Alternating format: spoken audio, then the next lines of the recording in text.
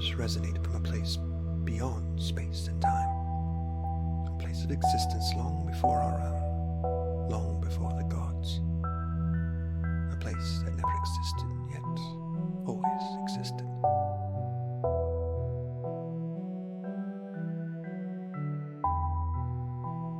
Not the echoes of our loved ones, not the ones that bring us back to feel their presence, nor the echoes that remind us how small we are in an existence both infinitely full, yet infinitely empty.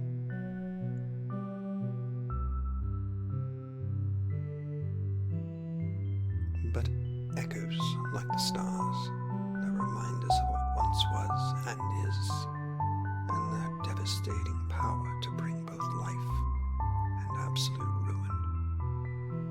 Like the memories that bleed our hearts dry, memories that take away everything.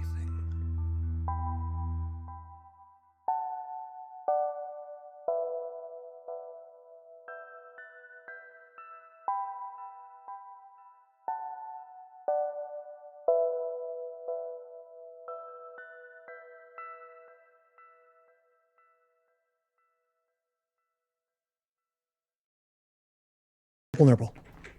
And we're live now. You want to try again there, Karl? Got it. No, I think I got it right there.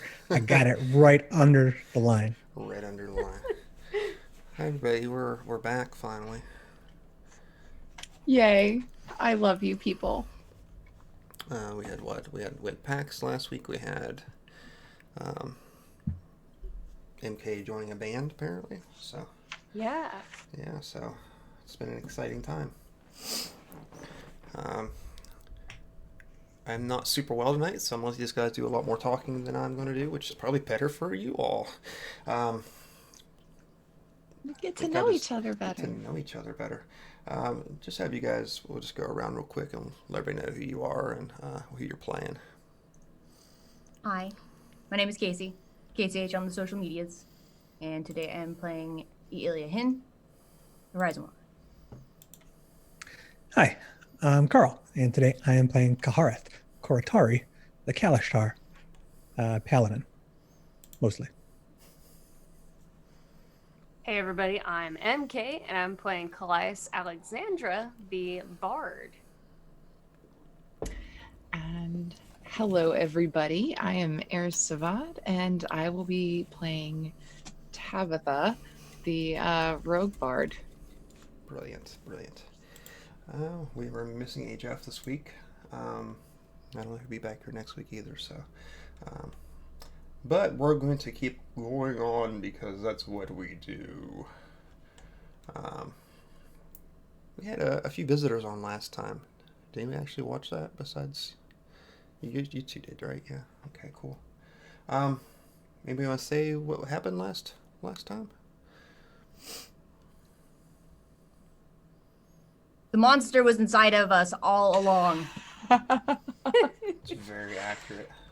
So last time, we went to, actually, who was it?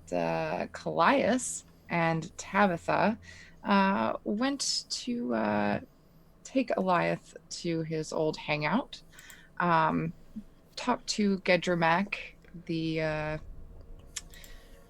supposedly dead, maybe? At least some people think he might be dead.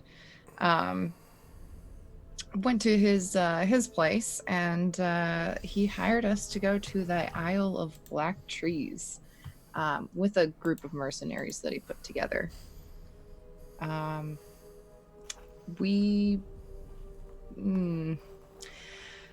Eliath essentially went back to his home, I suppose. The place where I guess he calls home. He's really creepy. Super duper creepy dude. He was talking to his sister Skull. That was fun. And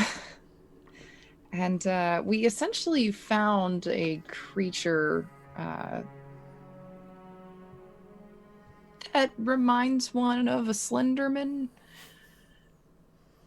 Probably not, but very close. And we ended up killing it. We took the book that Elias had and left at the end of it. I think that's short story. Sounds about right. Yay! I took notes. You took notes. I take notes How about that? sometimes. We'll give you inspiration for taking notes and telling everybody what Yay! happened last week. How's that sound? Sweet. And I believe Sarpedon is in possession of the book still currently, if I remember correctly from the end of our session last week, or week before last. I did not write down who had the book because my character wasn't particularly interested. She just wanted to get the fuck out of there because it was creepy as hell and she didn't like it. Right. Well, we learned a couple things, a couple interesting things about Tabitha and about Colias. A couple regrets spoken aloud, and I don't know how many people sat there and really listened to them, but we had some really good insight. Question is, what was Kahareth and Ilya doing in this time? You want to go first, or? I have no idea what we were doing. It's kind I'll of go like an first. odd couple pairing. Nah, I actually ran off on my own. So that's fair. I was, yeah. I ain't sticking with you. I was thinking that we were on the precipice of going somewhere and doing something like facing an entity of great evil. And so, in order to prepare, I returned to the place I came from to seek counsel on such things and how to handle it. I got some really good advice from the dude that trained me in a lot of my skills, and that's where I was.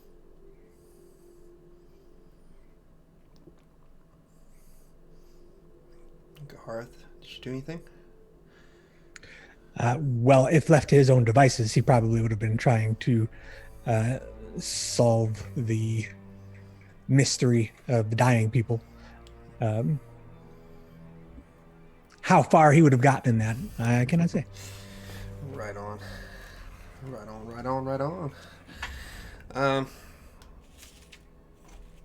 So, I guess we'll have everybody reconvene back at the what was the name of I can't remember the name of the inn right now. I'm sorry, my mind is gone right now. Is it the Butcher's Block? The Butcher's Block. I'll let you guys run the game, and I'll just sit back and watch. Will that work for everybody? Okay. Reconvene at the Butcher's Block. Doesn't really matter who gets there first, but you're definitely going to see a little bit of probably wear and tear on Tabitha and Colias both. Yeah, I'd imagine that immediately after leaving that demiplane, Tabitha wants a drink. I want a very strong drink. Colias, you want to come with me? We can, I don't know if you want to drink. I mean, it's really your choice, but... I mean, sure. Okay, cool. Sounds like a grand idea. Sweet. Ilya busts in the door and she's got like more pieces of studded leather and she's got like war paint on her face, like these green marks just like that. And she's like, all right, I'm ready to go. Full cup. You're a little late, but you should probably be glad about that. It was weird even for this place. What do you mean? Ilya, it was crazy. There was this guy and he was like talking to his dead sister, and then like there was a big monster. That was crazy. I almost died. Oh man. You missed it. You missed it, Ilya. They took you, but they didn't take the planar expert. I were double booked that day. You know, this is what happens when you run off and you don't give us any way to contact you. Well, I said You I said I'd be back. I Yeah, mean, it's a pocket dimension. It's not going anywhere. It's all right. It's all right. It's all right. You know, honestly, it's probably best that you didn't go because it was fucking weird. Eliath is an insane person. Oh yeah, I knew that when he started talking about Lathander. Well, he was talking about Lathander and to a skull. There used to be a sister. Would you judge me harshly if I said that kind of makes sense? No, not really, to be honest with you. Nothing really surprises me these days. Did the skull talk back? Not that we could hear. So, you know, at least that was a good thing. We couldn't hear the skull talking back. I'm not 100% sure if Colias would have been okay if the skull did start talking back. Oh man, that would have been weird. So was it just you two doing like a good old fashioned buddy quest, or? We met a meat man that could turn into like a giant lizard man. That was cool. Yep, that happened. Meat man. Well, there were a couple people hanging out in the bar outside, and so they were just like, hey, you should come, because we don't want to wait any longer. Oh, okay. Ketchermack was really, really impatient, okay? Yeah, I guess, you know, he's the employer. Is that right? I never actually went with you both to, like, understand that part. That's why... Like he was the employer. Yeah. Yep. I mean, but that might be just because, you know, that maybe that's why he didn't decide to wait, because he had never met you before, you know? I mean, that makes sense, right? I'm not gonna even try to figure out what his reasoning was. I don't know if I want to know, because it might make me very angry with the fact that he chose Colias amongst everyone else. And I'm not saying that to say that you're not up to the challenge. You absolutely are, my wee friend. But just most people, when sending a team into like a demi-plane of evil or crazy shit, they don't like, the kid is not usually top of the list. It's not meant to be offensive, but I will worry about you. I like you. You know, now that you bring it up, yeah, it is kind of surprising, the whole circumstance. Right? I mean, I think we've already established that Gedgermack isn't entirely sane either. I'm pretty sure he just picked everybody that, you know, was already there and seemed capable. Maybe, And- yeah. I don't want to think that he sent people that he thought was expendable, because I would be furious. This is my angry face. I can tell. That's definitely... Yep. Looks just like your happy face. Well, did we figure out did we like? I'm gonna get closer and I'm gonna sit down at the table and I'm gonna huddle so that fewer people are capable of hearing our conversation. And I'll say, so did we figure out what's happening to all the people that are dying and then not dying, or like, was that related? No. What was Not it at all? then? What was like? Did any conclusion get reached? Well, we went to the Isle of Black Trees. Apparently, that's actually Eliath's home. Stole it. Yeah. He stole like an entire. He stole a chunk of dirt. And his sister. to go be I in the think Isle she of was Black attached. Trees. Well, Oh. he stole the dirt. I think it was because his sister was there. He kind of talked in circles a little bit. I don't A know anything little about unhinged. Kinda scared. Dad. It's fine. Don't you know what? The Isle of Black Trees is a shitty place. It's stolen. It was made into its own demiplane. Not. I can't find. I don't see anything related. I don't suppose he told you how he did that. No. I mean, if he probably could have, but it would have been way above my head. I don't deal in that kind of magic. Hmm. I picked up a few tricks from a friend here and there, but All right. Look around for Kahareth and Arphef. Kahareth walks in.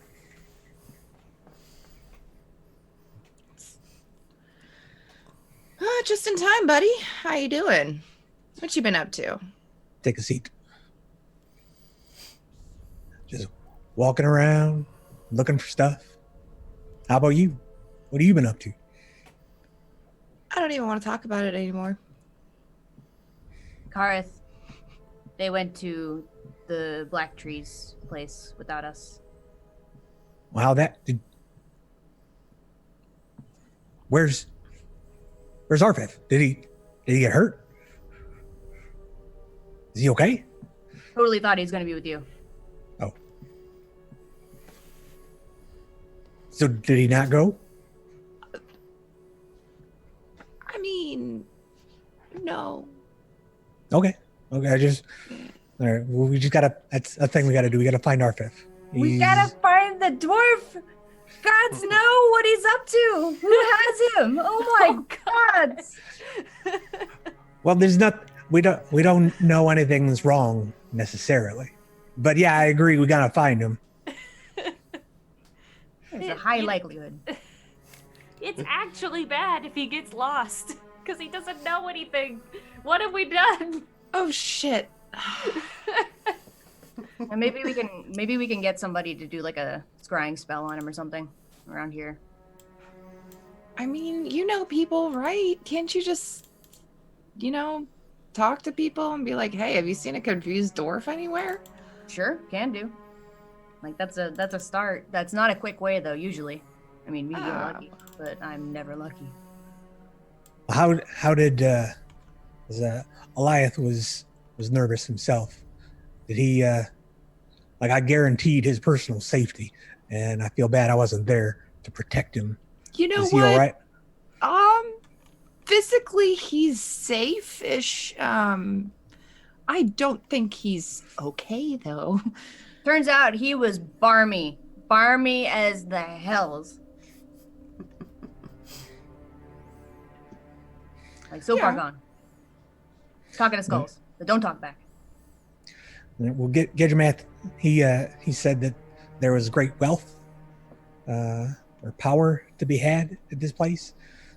Did you guys figure out what that was all about? Yeah, It's he's just- fucking nuts. Eliath or Gedremath? Both. Did he hire you to go there? Yeah. Did you accomplish what he wanted you to do? Nope. I have a great idea instead of telling the story over and over. Like, Arphef walks in now. That would be, third time. Colias, how would you feel about making a memory sphere? Oh, yeah, that would probably be a really good idea. Maybe a bad idea? Maybe a really good bad idea. Or a bad good idea? Ooh. Y'all bonded, huh? Yeah. Well, I mean, you get two storytellers together, you share a few laughs, you share some water, you almost die together. It's a bonding experience. Always. All right, well, let's hit up the Sensatorium first, and then maybe we can look into finding Arphef. All right, that's fair. Can we take it from Colias? Because I don't want to have to think about it again. Sure. There's a lot of things I'm blocking at this point. I will take the hit on this one. Wait. If they take your memory from the Sensatorium, does that mean that you don't have to have it anymore? No, that's not what that is. What that does is it absorbs your, as far as I understand it, Colias, stop me if I'm wrong, it takes your memory as you remember it at that moment. But it's a perfect reconstruction of what you remembered at that moment. But you still maintain it. It's just, as time goes on, you forget stuff. So you go back there and then you see it again as you remembered it initially. Like recording Tarzan on VHS. Straight up the Disney Channel. Sorry.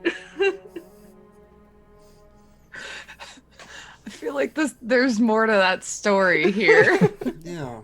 That's what my mom used to do when I was a kid, okay? That's what it reminded me of. I love it. That's adorable. Alright, so I would presume that we all go to the Sensatorium, my dear friends at the Sensatorium, who, like, at this point, I've talked more to the Sensate people than my other people. And we're gonna go record a memory, I guess. Should we be asking them if other people have mysteriously left memories with other people? Is that a good thing? Or would that just be like a not good conversation to have?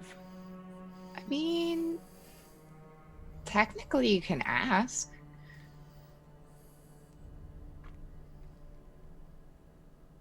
They can tell you, no, I'm not going to tell you. True.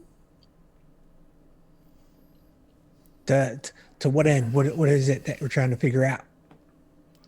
Just see if anybody else has left, weird memories of bugs crawling under their skin again. Do they read all your? That seems like an invasion of privacy, isn't it? Well, I mean, Just the one, right? yeah, I think it was only gonna happen once. Right, but like if you leave a memory there, isn't it yours, and you come back and you experience it yourself? Do they read all of everyone else's memories? Well, we saw Elias's memory. It is Right, kind of it is like public domain there, right? Where like you can just like go and experience something because that's what the sensates sort of believe in, is that something doesn't exist unless you experience it. Yeah, that particular part that you had went to prior was the public one.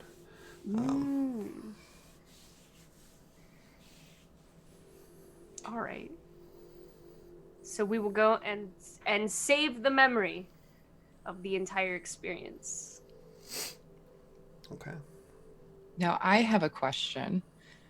Does anyone remember, and I guess this is more for MK and Save, if Colias went through and said her regret before me? I think I went second to last. Okay, cool. I don't just wondering, because that's something that might affect things. Oh God. I don't remember when I went, but I remember that someone did indeed hear my memory. At least one someone, or my regret. Having listened to it recently, I believe Tabitha was last. Cool. Good. So you would at least hurt Colias's. Making our way downtown, walking fast. Okay, so you all are making your way to public sensatorium. What time of day it is, because I'm not 100% sure myself. Okay, it looks like it's starting to get a little darker out, as dark as Sigil gets. It's false lighting, but the hints of dusk have begun to wane upon the city itself. You follow the old path that you'd followed not that long ago. How are we traveling? Are we in the open? Are we? How are we moving through the city? Do I know any like casual public transport portals? Like, is that a way that you can get around in the city if you know where they are?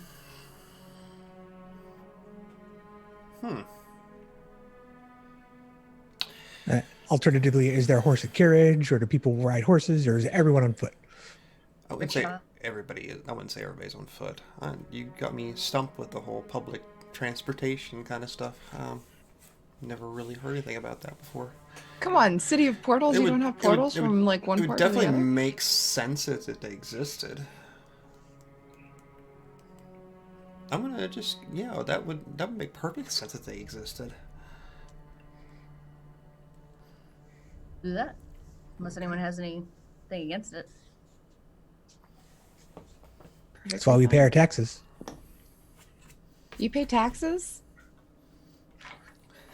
It comes right out of the check. Ah, that's why. You really got to do more under the table, buddy.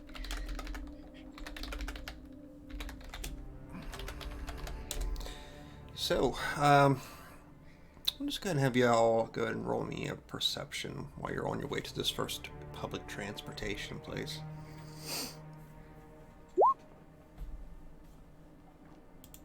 $20? 20. 22. 22. 13. Okay. 23. Damn.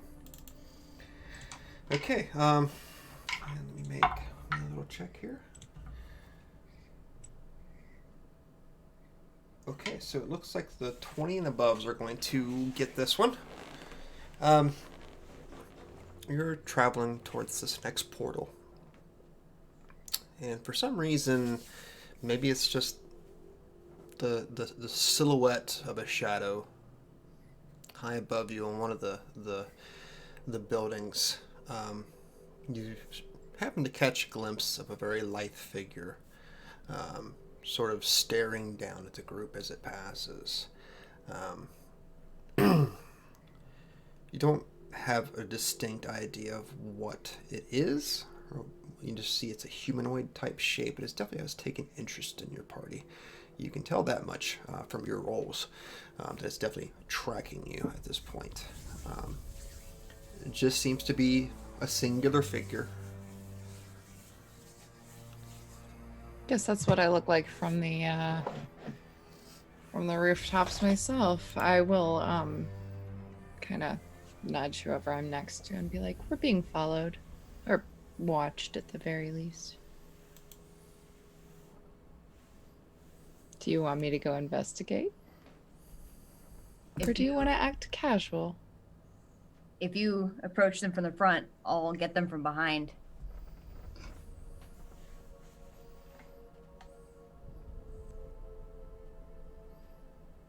You did.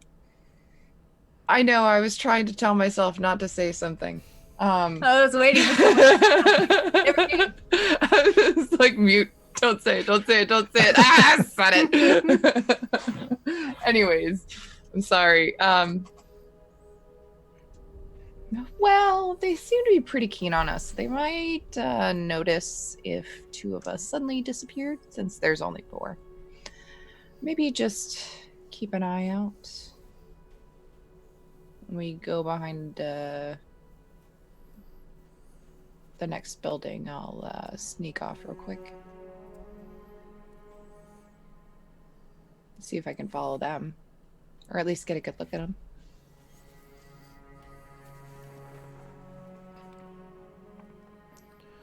And I pull my hood up a little bit more, and I flash a different face. Okay. So, the rest of you continue on, casually, I assume. you go ahead and give me? I'm assuming you're going to try to sneak there, Tabitha. So go ahead and give me a stealth check, please. Come on. Hey, that was really good. That was a 19 plus 7, so 26. Excellent. The rest of you, of course, being notified by the rest of the party, you do see the figure sort of jump from top to top as you all move further down. Tabitha, you have melded into the shadows. Okay. I will put on one of just a pretty bland face that is not my usual Tabitha. And just kind of sneak up, and as they hop from one roof to another, I will follow them up to see if I can get a better view of who it is. But I'm not going to approach and engage. Okay.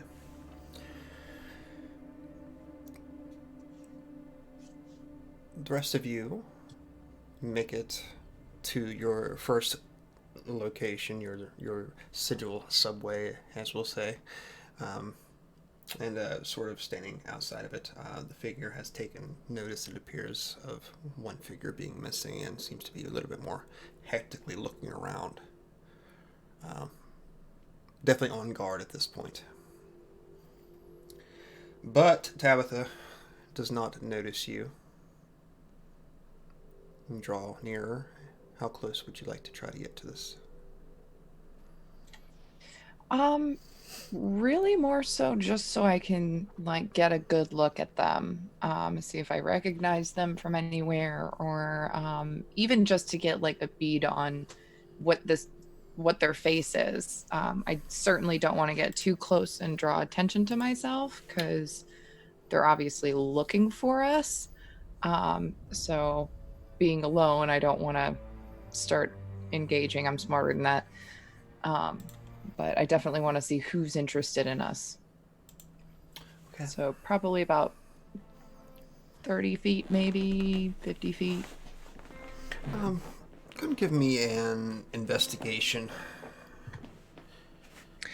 At the transport station, Kahareth is standing there with his hands on his hips. He's like, all right, so you got to take the blue line to the red line. There's a transfer to get, and then you got to walk a little bit to get to the next one. I think Colias is mirroring his motions, mocking him.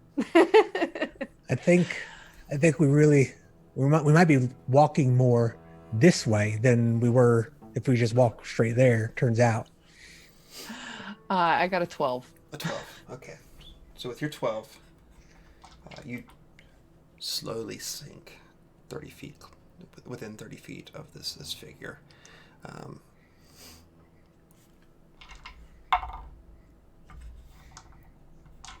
I rolled really well on my perception.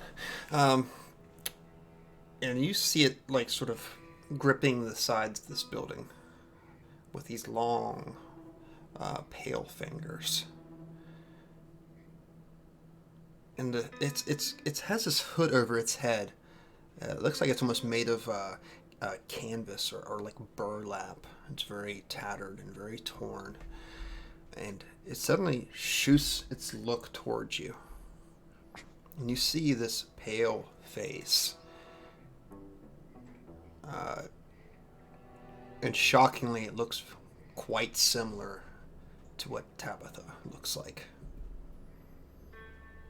Has this stringy yellow hair.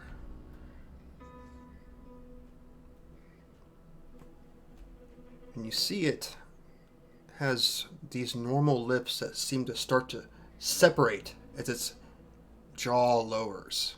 And you see rows of yellow teeth and this new gap of flesh as its mouth widens further. It narrows its crimson eyes upon you.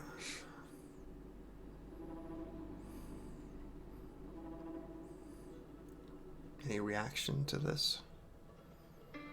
I try to keep myself as completely emotionless on my face as possible. And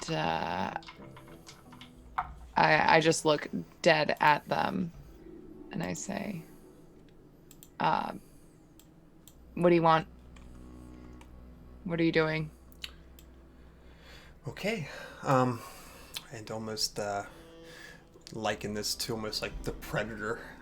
You see like the lower mandible break where the jaw is at.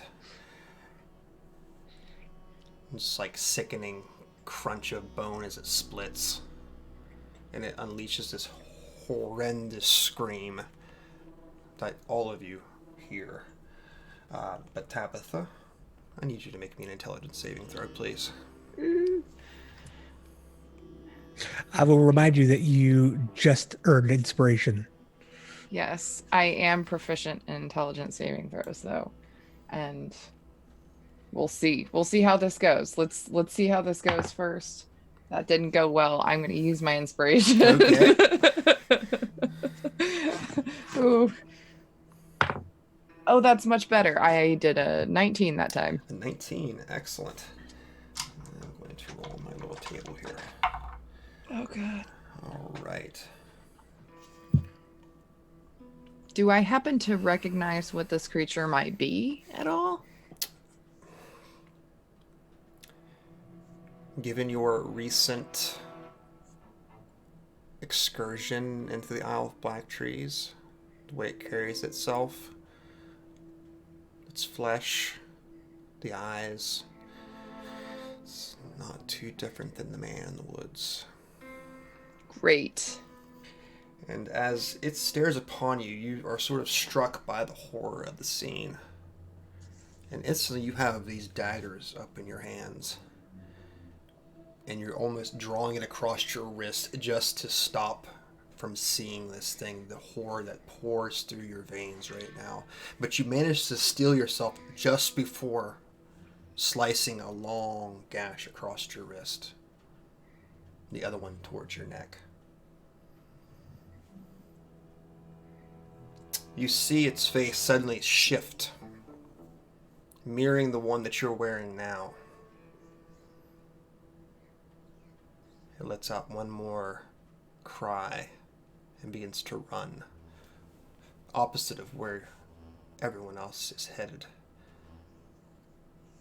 I will drop down to street level, dagger still in my hands, and immediately go back to my friends. I'm rushing over to meet you. Who I assume is you because you're the only other thing that dropped down. Yeah. Well, you saw that. You saw the face. The face that I flashed before I left Okay, I did it right. was the face that I'm currently wearing. It's a very, very bland face. I'm not even going to try to describe it because it's just like normal person, as bland as you can think of. That is face. Yeah, I'll just run up to you and be like, ooh, ooh, ooh. Before you drop down, I'm going to give you one last perception check, please. Come on, D20, don't fail me. Oh, that was really good. Okay. How good? 17 plus 5. 17 plus 22. 5. 22, okay. You see on the building, not far from where this transport is, opposite of you. I'm surprised you didn't see it sooner. You see yet another figure. This one much smaller, though. Child-sized, even. This one's got long, threaded black hair hanging down almost to its knees.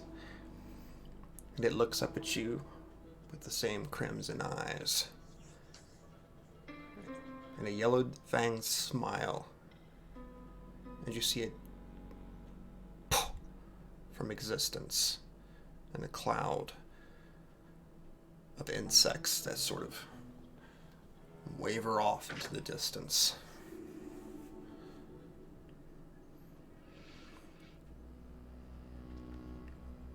Damn it. Quickly begin to find your way back down to the street below.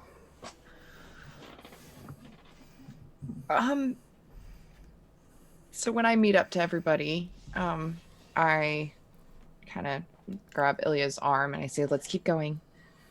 and get very close to everybody and speak very quietly. I'm not going to actually whisper, but yeah.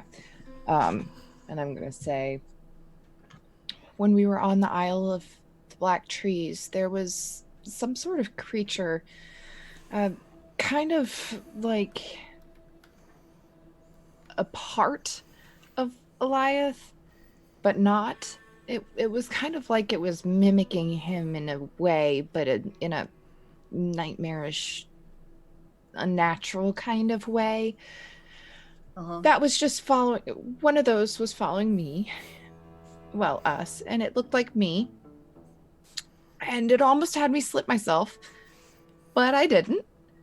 And there was another one across the way that, and I turned to Colias and I said, "Look like you." Something came out or followed us.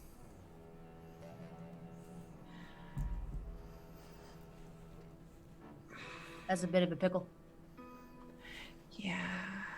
I'll kind of draw Tabitha in to my other side where she's like between me and Kahareth so that she's nice and guarded. Well, that scream. Did you hear the scream? Yeah. Okay. When it screamed, I felt something come over me, and I didn't even realize I had my daggers in my hands and at my throat and my wrist, and if something looks like it's about to scream at you, try to stop from hearing it. I'm not sure. I don't think that'll help.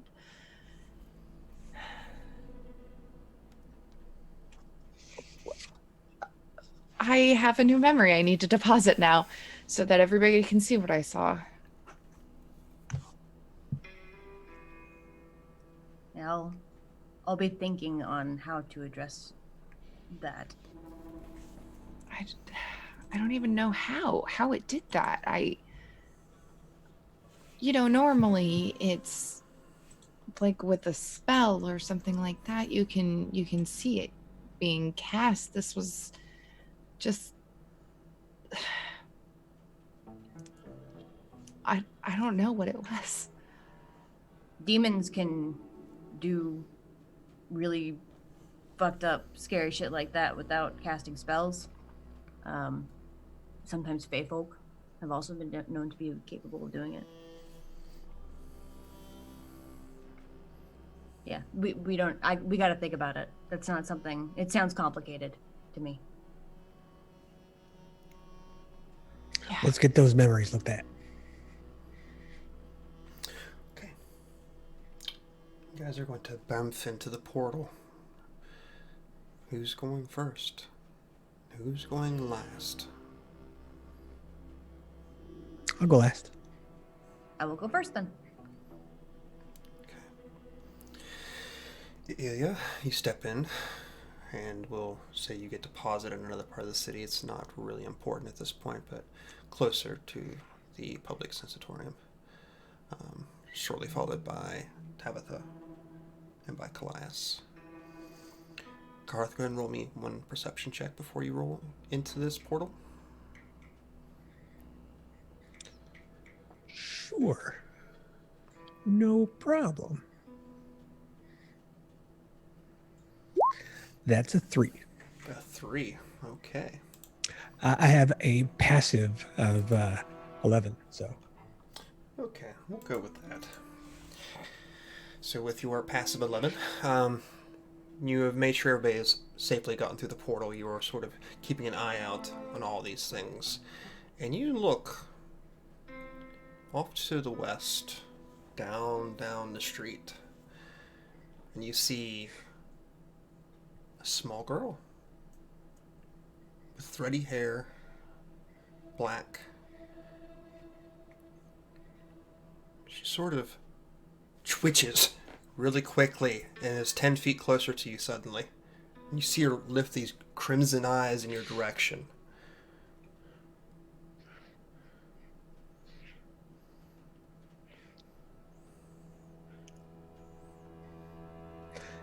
I jump in the portal. Okay. Sort of struck for the second. And disappear from view. I come out on the other side. Are you That okay? the little one. It moves real fast. Yeah. Yeah, they're really fast. I'm glad to see you're not dead. That's a plus side. Right? Presumably we all know how these transports work. Yeah. So if someone wanted to follow us, like it goes from exactly one place to exactly one place, right? There's not like a code you put in to go to. Correct. Okay. So I'm pulling my sword out and waiting for something to pop out. Be ready. Let's just keep moving. All right, you go. I'll go backwards. No. Come on. I'm going. Just go. Go slow. I'm gonna go slow.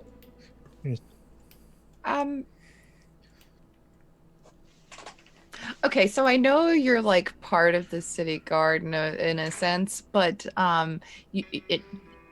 having your sword out and walking backwards in public really draws attention, and I don't like people drawing attention to my group. Thank you.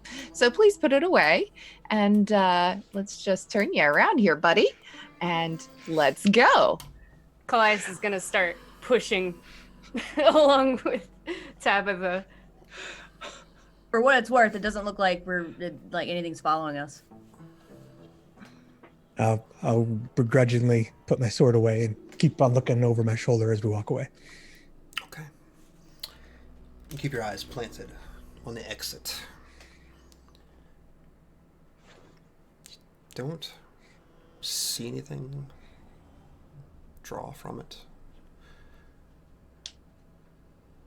Your feet are starting to take you away from this particular street and out of view of the portal.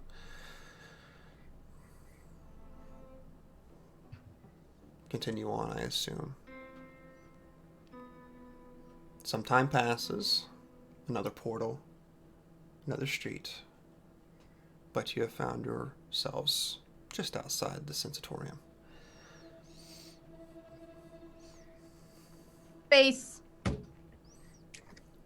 We're safe.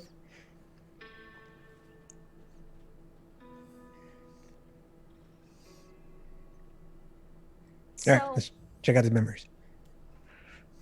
Yeah, quick question. So just to, well, actually, no, let's just go look at the memories ourselves instead before I ask any questions. Okay. So you move within the sensatorium. Hear the familiar sounds of music. Plays being run. Move around the domed structure into the public sensatorium, where again you see all these glowing orbs pressed into the walls.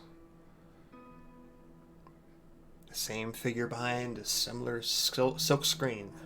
You can just see the shadowed outline of this figure. Same one you saw the last time you were here.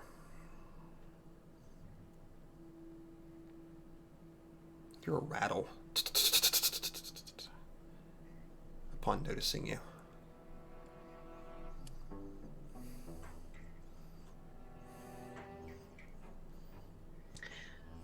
We'd like to deposit some memories and review them with our group. You're the same silky voice as for before. Oh, that's very interesting. So, who wishes to deposit today? I'll go first, since it's very fresh. That way we don't lose anything. And I will deposit the memory of what I saw and experienced just now on that rooftop. Okay. You step up to some very odd-looking contraption. You see a orb in front of you that has no light glinting from it like the others are. Sort of have to stick your hands down into it and press against it. And there's this odd contraption that goes over top of your head. I'm not really sure, but it's made of brass and iron. And as you place it over your head, you can feel a connection almost instantaneously with it, as if it's diving into your psyche. Not invasively. So it's definitely opened up a channel within your mind. What memory do you wish to deposit? I essentially start replaying the memory in my head, pushing it through that channel, allowing the ring that I have that blocks invasive magics, allowing it to access that portion of the memory. Okay. So are we doing the entirety of the Isle of Black Trees? Or are we just doing our recent encounter? What are we putting in there exactly? You know what? Since I'm already here and already on the thing, I will do the memory of the Isle of Black Trees, and then I will cut when we come back into this plane, and do just the portion of from when I climbed up on the rooftop to when I dropped down, daggers in hands. Okay. Are the rest of you going to be there to support Tabitha? Or are you staying off to some other side, or? Yeah, I'll confidently be near her like this is supposed to be. Same. Okay. So what you see is a breath escape her, and her eyes begin to roll back in her head as this process begins to extract from her. Colias, you don't see anything out of ordinary. You've seen this happen before. It's nothing that's damaging or out of the ordinary. And Tabitha, you begin to see this flash of pictures rushing through your mind. You feel the chill from the chamber of Eliath's laboratory, the smell of the rotting vegetation, the Isle of Black Trees, even that moment of fear upon seeing the man in the woods, little itch of the bugs scraping from your flesh, the warmth of the hearth within Elias's dismal little wooden shack, and to the point not long ago that we just talked about. And you all begin to see this orb begin to brighten and begin to emit this eerie, almost pale moonlight sort of glow. The chamber that was once dark now beginning to brighten. One last exhale from Tabitha as she withdraws her arms almost instinctively, and the orb sits in front of her now, rising from underneath this glass on this little pedestal made of iron.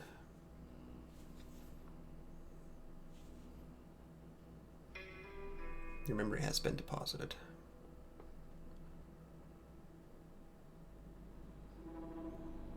I turn.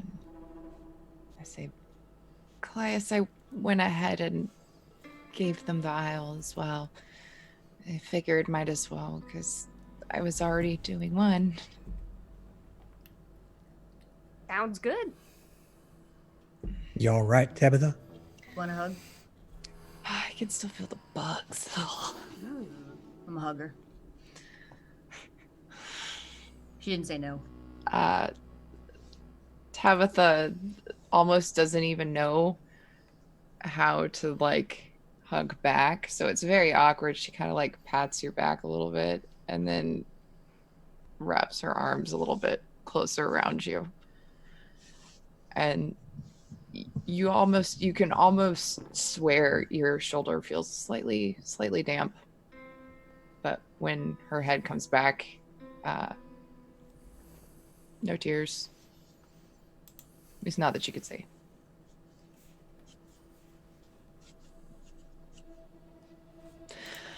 All right. So if you would like, you can go ahead and watch it. I'd rather not. I just kind of lifted again. Yeah. Class, I guess, you don't need to go through this either. So, just, keep each other company, watch each other's backs, stay near, I believe that is Urhendra still. Yes. So, Yeah. stay within her ability to protect you if you can. Of course. I will start, take out one of my daggers and just start cleaning under my fingernails with the dagger while casually looking around, keeping an eye out for any of those figures that I saw. Okay. All right, Hardhead, let's do this.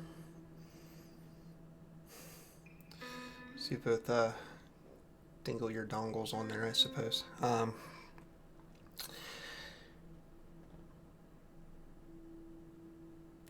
You interact once again with one of these orbs, and you begin to replay the events that both Tabitha and Colias and a few other folks that you're not so familiar with. Sarpedon, the Lizard Man. We had Aaron and Titus, I believe it was. And Vesper. I think I'm saying that name right. And you can feel that same presence from the Isle of Black Trees, that eerie stillness.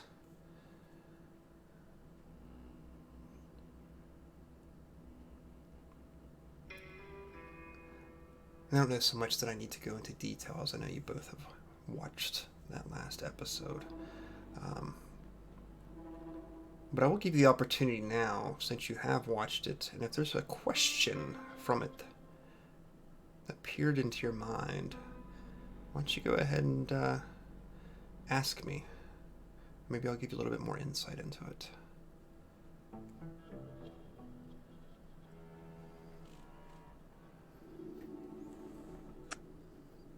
I guess it's just more of a confirmation, because I feel like you did a pretty good job with describing what was going on that episode. Go watch it if you haven't seen it.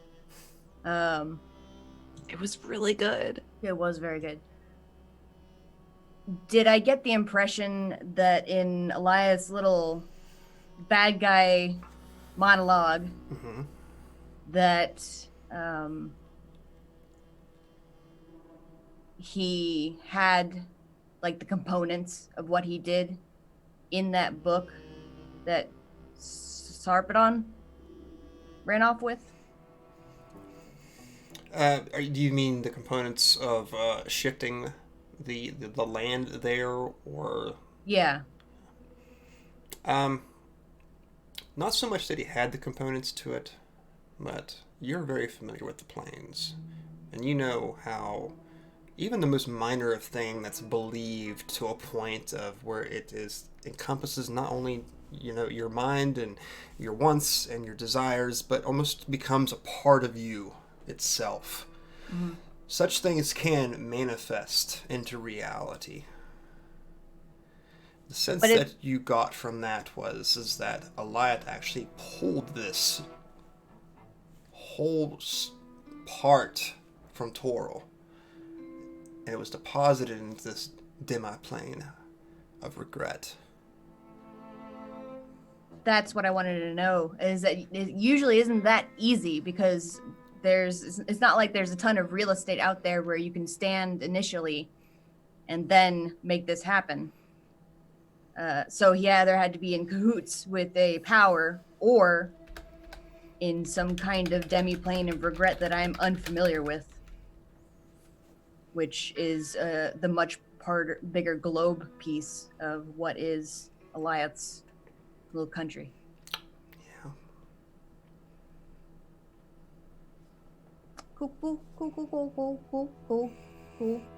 Cool.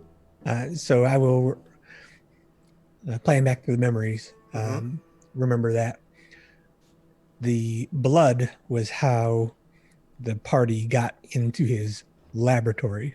Correct. The utterance of a regret is how they got from the laboratory to the plane, the demi-plane. And then blood on the mantle was how they got back from the demi-plane into the lab. Correct. And one of the mercenaries shook the Eliath's bloody hand and has Eliath's book. So I would speculate that we have the means to return if we wanted to, so long as we dealt with the mercenary who has the blood upon him. Is that... would it be fair for Kahareth to assume that, not necessarily does Karl know that works? Correct. You would assume so. And I'll give you a little bit more. Eliath had a regret, made personified within the Isle of Black Trees. It was a part of him, almost, at that point, if you look at the Man in the Woods. You now have 2 party members who've been there. And you've seen physical representations of at least one of them now. You, Kahareth, and yourself. They may be tied just as much now to that plane as Eliath was. It's possible that their blood could also now access it.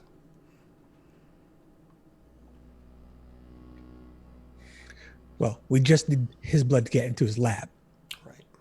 Right. And then a regret to get into the plane. Demi-plane.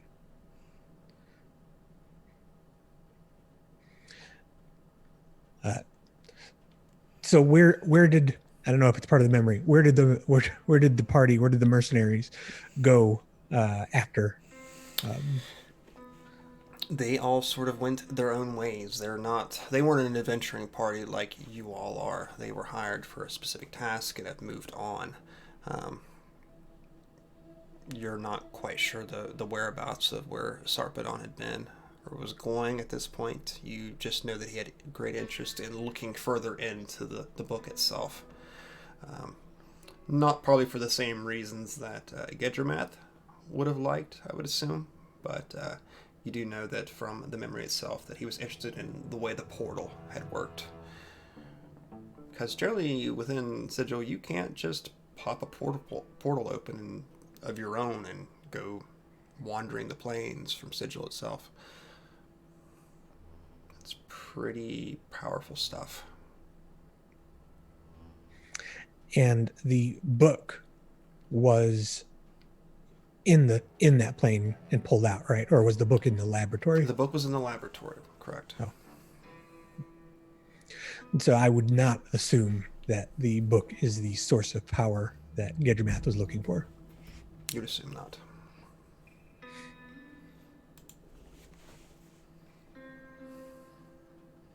We're not really sure what Gedremath knew what he was looking for.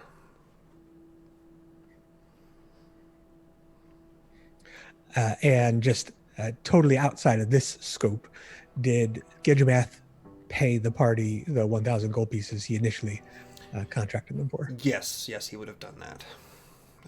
Regardless whether, he'd gotten all that he had wanted, that you weren't paid for doing the job that you were meant to be done. So, and you two would probably be waiting on some money yourselves.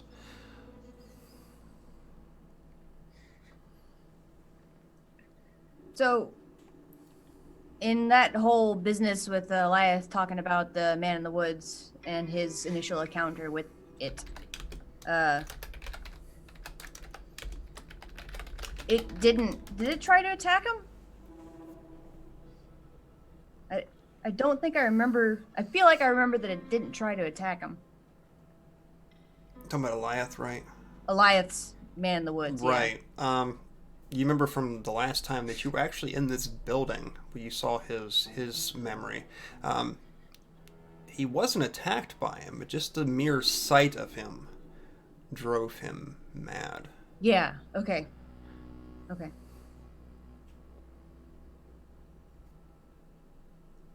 That's it for me, I think.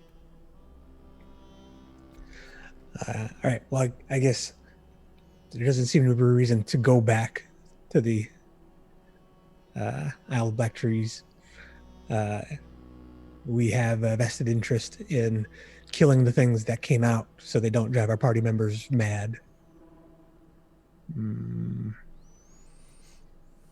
we really have no other business with Kedramath. I guess those are my takeaways. Does anyone else disagree with any of those assertions? Question. Does this mean that there's a demon Sarpedon and a demon the other guys walking around? Oh, okay. I mean, I'm asking too many questions. all I'm saying is that we went there and now there's our duplicate-ish creatures walking around, and so probably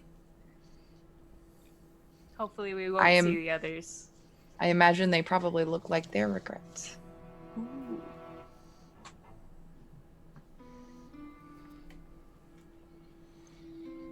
I really don't want to see a demonic version of the kid with two freaking giant battle axes. Oh, come on! Super cool. Cool and very scary. When we're all I will remember through Tabitha's memory seeing Colias blow up with magic and fall dead. That was also going to be my noteworthy thing. So, you know, She got better. After I'm done touching the memory probe, I'll run over. Guys, are you all right? What was that? What happened? I saw you blow up with magic and die. What happened? I didn't die. 1, did not die. 2, I'm fine. Oh my God, calm down, Jesus. I don't know who that guy is, but Lord.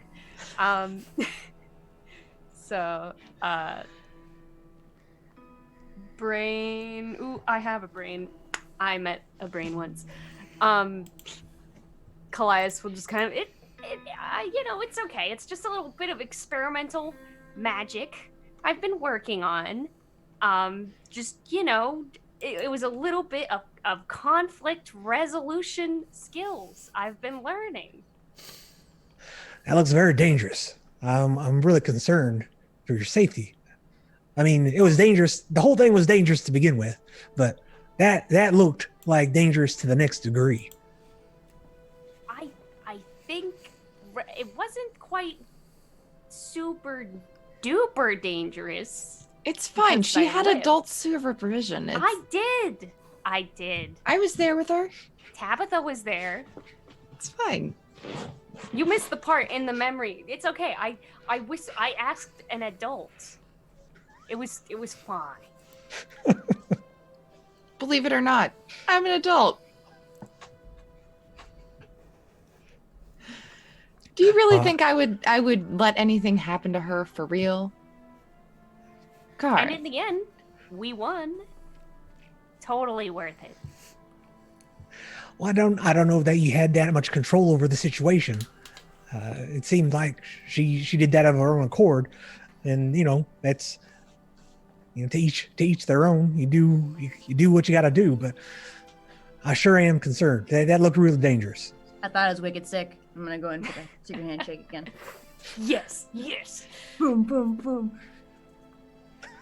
So in a small moment, Seriousness. Shut up. Seriousness.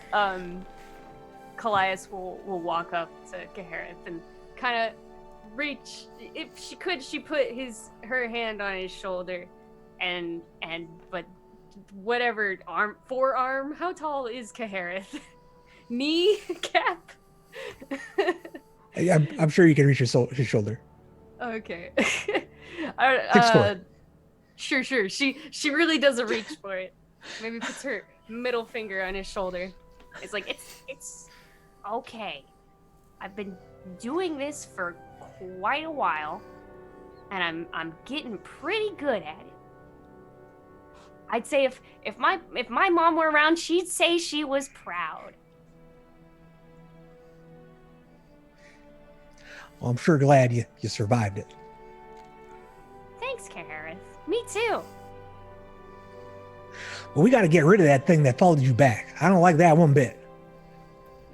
Very Any idea scary. Can we track those things down? Like, can you think about it and it'll appear or something like that? I don't like it at all. They'll find us. Ooh, bait. I want to be bait. Bait. What do you think, since you start chanting it, it's going to happen? I mean, we're already bait. They were obviously tracking us when it lost sight of me, the one that looked like Tabitha. When it lost sight of me, it started looking very confused and looking around for me.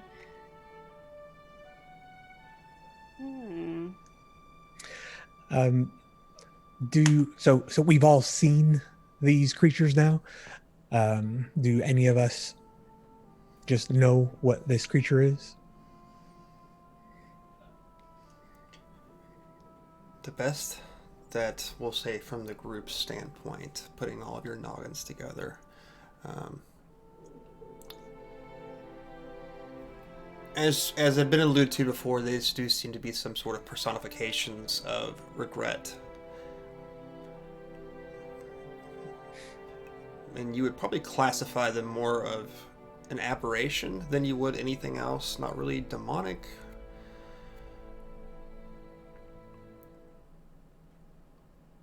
And the more you all begin to ponder it, it's not so much that they hold some sort of magical power, like Tabitha with the scream. It's not some sort of innate magical ability. It's just they're so fucking weird.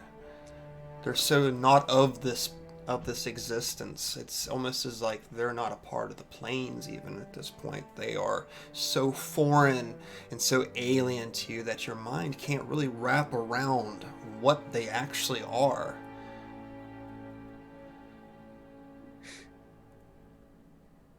And that fear is what has the control over you. That fear is what empowers it.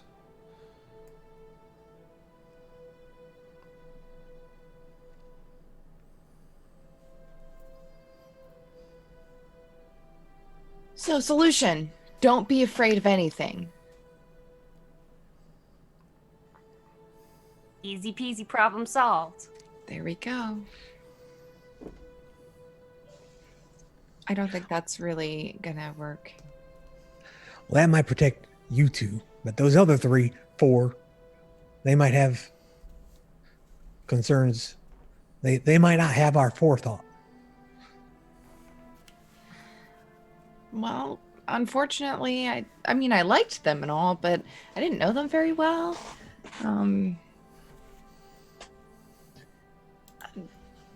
I hate to say it, but I'm a little bit more concerned with my own skin.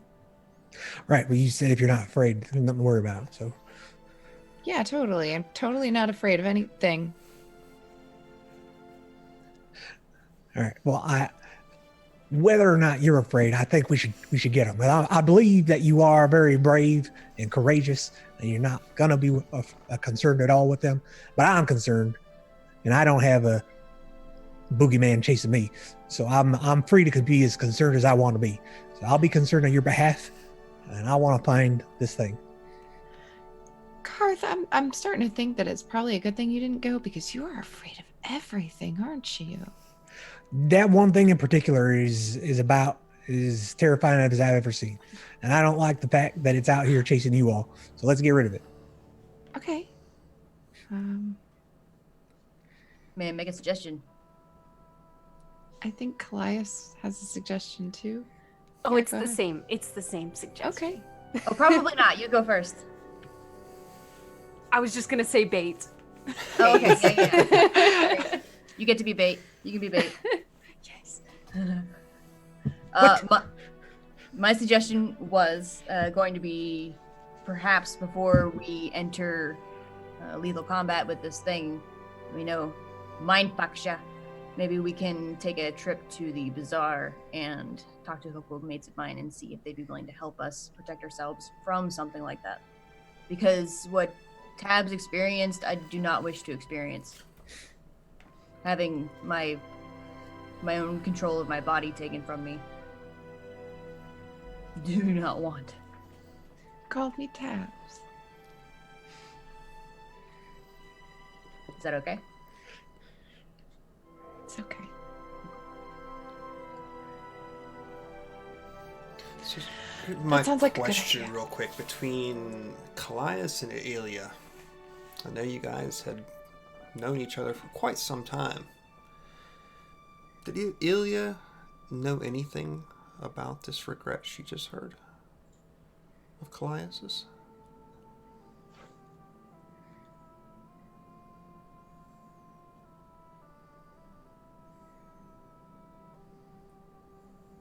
Do you need to remember what Colias's regret was?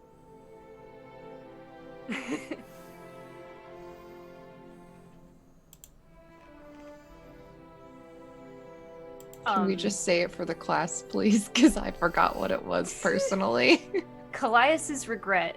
Oh God, what was it? Sorry, I'm trying to remember it exactly. I remember what it was. Oh yeah, I'm sorry. That was mostly a question to me.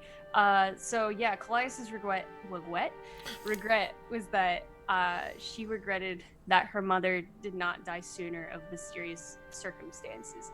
Ilya would know that Colias's mother was died. Let's see. I Yeah, love all the Ilya- new the words today. Colias probably would have at one point told Ilya sort of the circumstances of her mother's death was that in a way something happened and Colias was sort of the main contributor to her mother's death. Yeah, that is new. I want to say, as far as considering how alarming it is, I want to say, knowing Colias for as long as I have, that may not have been. I want to chalk it up to it's not like an actual like slight against her mom dying or anything. It's that Colias now gets to be out here doing this and stuff that she lives for every day. So maybe that's what that was. Okay. So where do we go from here? Bait. Did y'all like the idea of hitting up the bazaar first? Yeah. What did you have in mind, Ilya? Did I tell you that I'm not? Did I tell you what faction I actually belong to here? No. It's because I'm smart. Okay, all right. Now look and make sure no one else is listening. I suppose the Erhindra can hear. She probably won't care. I am a member of the Free League. I'm an in-depth. Officially.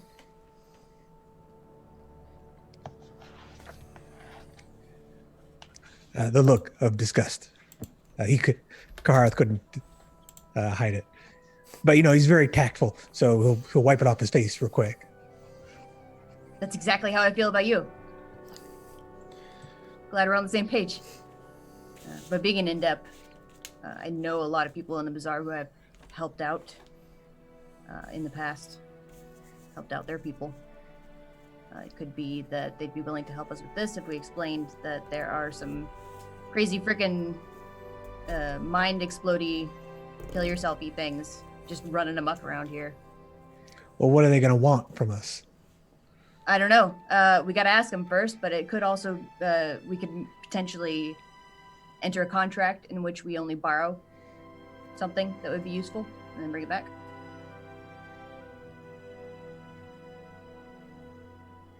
I don't like this one bit. It's like the cure's worse than the disease. And I'm just throwing it out there. You don't have to take it.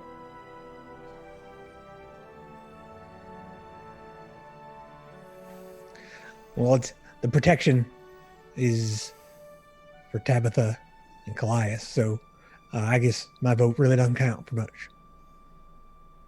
Honestly, if the price is right, I'd be willing to buy it. Depending on what it is, of course. I'm sure Colias would probably agree that peace of mind and protection against being taken over is probably worth it. Does it affect just y'all? Because Eliath wasn't fighting his man in the woods, and everybody else succumbed to that same effect. So it's not just them. Well, he avoided it completely, so I would think that means he's more afraid than anyone of the thing. That's not what I was talking about. I'm saying that if we run into these creatures, me and you will also be affected. Probably, yes. I said, you all can deal with these people. I will not.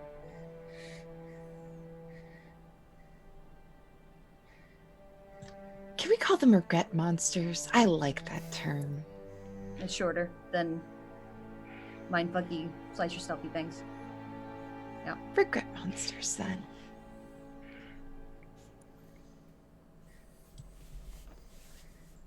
All right, lead the way.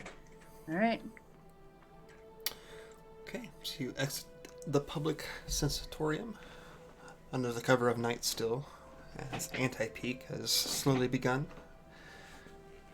And I think this would be as good a time as any to go ahead and take a quick break. I need more water. So we'll be back in a few minutes. Sounds fair. Stick around.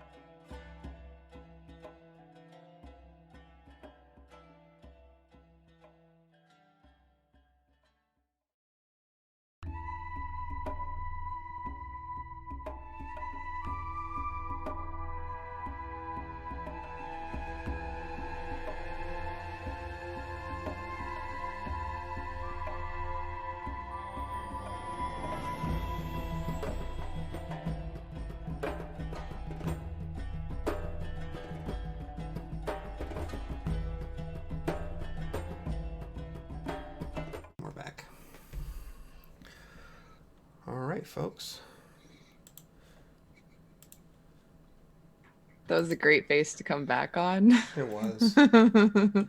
So, we're back in the streets of Sigil under cover of night. Where are we headed? The Great Bazaar. Okay. It's an all right bazaar. I've seen better. Not going to be super populated during the evening hours. But we can definitely head there if you wish. You going to take a similar transport system on the way back? Seem good. The regret monsters don't want to follow through. Yeah. I don't like us not being all together, though. We could hold hands while we go, and just like an endless chain. Endless, there's 4 of us. Put Colias on my shoulders. Oh.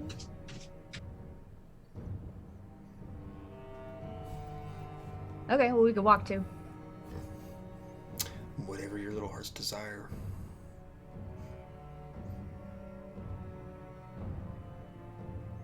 Yeah, let's walk. That way, if one of them shows up, we can just end this now and not have to worry about dealing with the in-depths. I'd rather face the regret monsters than simply talk to some in-depths. And it's not going to be just talking. Kahareth, can you please just, for me, if not for me, for Colias. You seem to treasure her more than anything else right now, so can you please for her? I don't know what your suggestion, but you guys can do whatever we want to do with her friends. I don't object to that at all. I'm just not gonna sully my hands. Yeah, that's what I'm talking about. How about maybe just be the strong silent type for once? That's fine. Emphasis Yeah. on the silent. I send a message. I can still talk like this. You get a message back. Sure, you know what? That's fine. Just not out loud. All right, let's go. Okay. Walking the streets of Sigil at night, how are we approaching this with gusto and frolicking down the streets? Are we keeping to the side alleys? How are we traveling?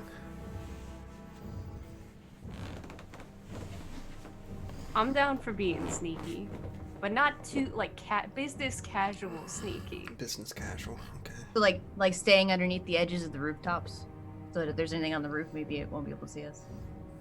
Yeah. Essentially kind of stand to the sides, trying to blend in a little bit as well as possible. I'll put my cloak to a very dark tone, so Okay. it's a little bit harder to track. And are you all staying in a group? Or you all usually don't, that's why I'm asking. So Yeah. I think we are, because that was Tabitha's point of not taking the portals, right? Yeah. Well, just because that way, if one of us has to face it, it's not alone. Gotcha. Okay.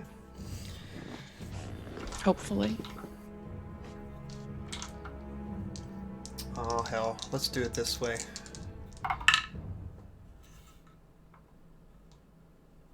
Who's The last time you said, "Ah, hell," I died. high or low? Who are you asking? All of you. Low. Hi. Hi. I just opposite of the in-depth. That's pretty much. Okay. It's 2 high, 1 low. Gonna go for high, so it's not any tie. Oh, I would have broke your tie, trust me. Okay. Okay. You all travel without too much care, keeping to the undersides of these buildings, very cautiously walking, keeping your eyes peeled. Don't run into anything out of the ordinary for Sigil, at least. And quite some time passes since you are just taking it on foot, but you do find yourselves coming upon the bazaar. Most of these outdoor shops have definitely closed up for the evening hours and have retreated back into their homes. Is there a particular person you might be looking for, or? There is a friend of mine Okay. that I got on with real well as soon as I entered the organization proper. Okay. Her name is RK, Okay. and she is a gnomish artificer. Oh. RK. It's spelled ARKAE.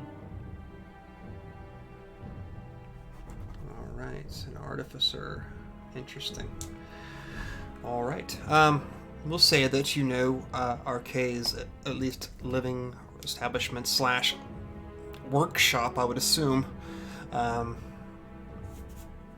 Not too far from the bazaar itself.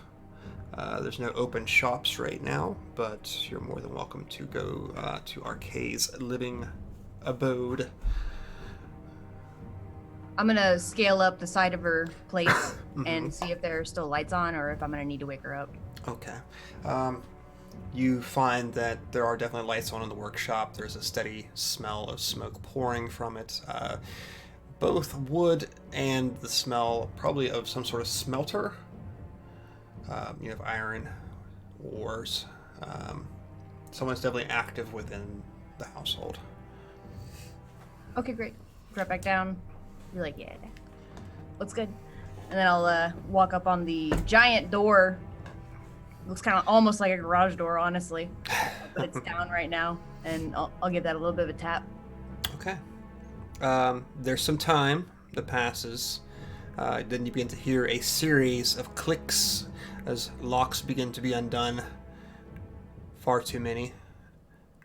Takes a long time.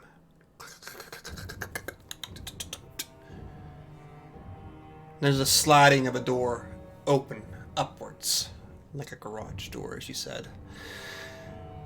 And within it, you see a short female gnome.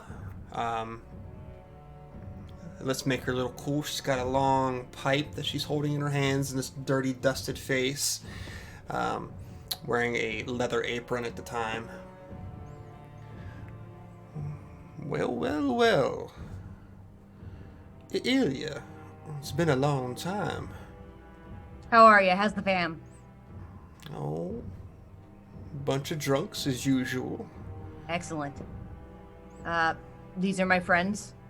May we come in and talk a little bit of business? Sure. She sort of waves you all in and waits. Shutting the door behind you all, and she begins to start to latch the locks once again. She moves from the door and begins to lean against what looks to be some sort of metal contraption with these wooden wagon wheels, one in the front, one in the back. Some sort of contraption she's working on currently. Sort of leans a oil-covered hand, still holding that pipe, blowing the smoke. So what is it you need this time, Ilya? You don't often stop by just for pleasantries. Well, I mean, y'all do have good alcohol. That's a solid point you made. But you got me. We're actually kind of in a weird situation. There are regret monsters after us, and we need to protect our brains. Could you run that by me just one more time? They can open their faces and go meh. And it makes you want to literally kill yourself. So you've run into some sort of maniacal sheep creatures, and they are making you wish to commit suicide? Is that correct? Maybe I'll explain this a little bit better. Yeah, you took steps. There's, and every time you call her Tabs, she gets a little bit of a blush going.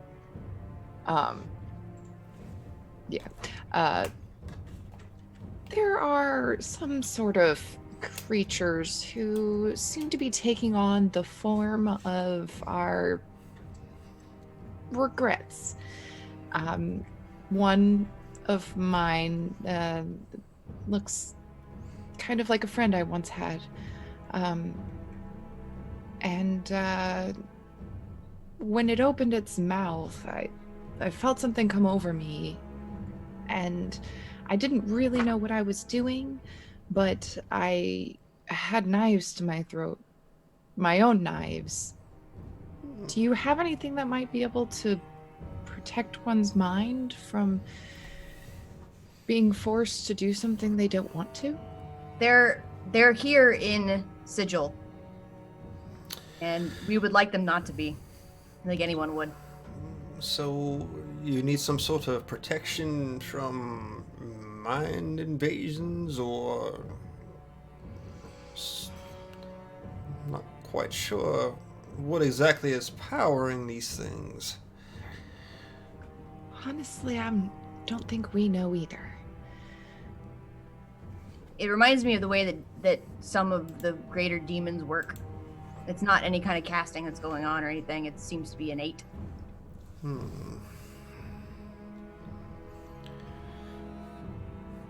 So you need some sort of mechanical mind shielding?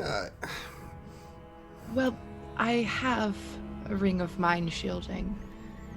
Didn't really seem to do anything. It would need to be something a little bit more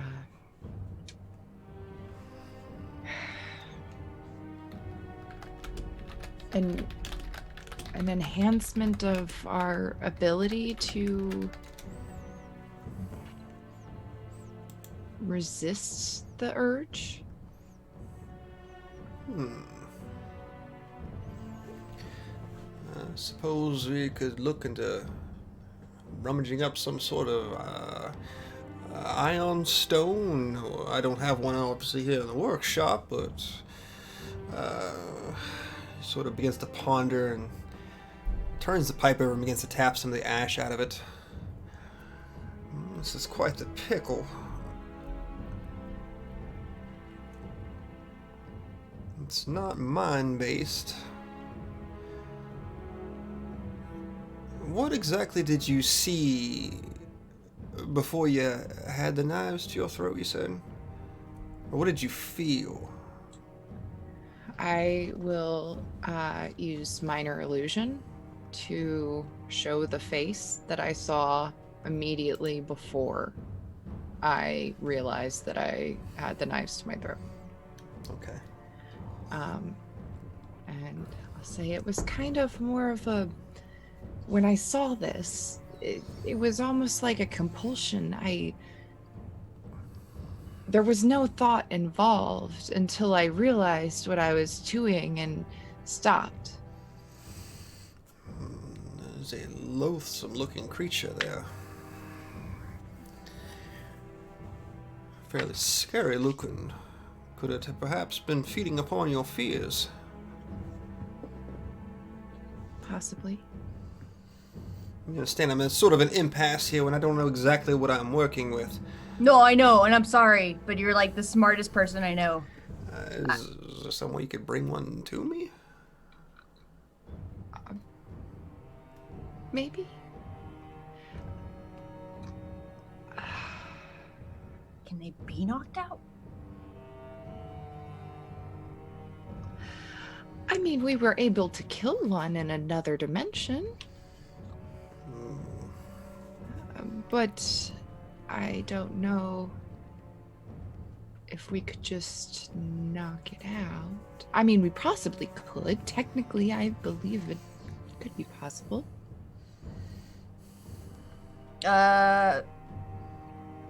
Is there a containment item that you can use on something that's like not from here or something? That's a good idea.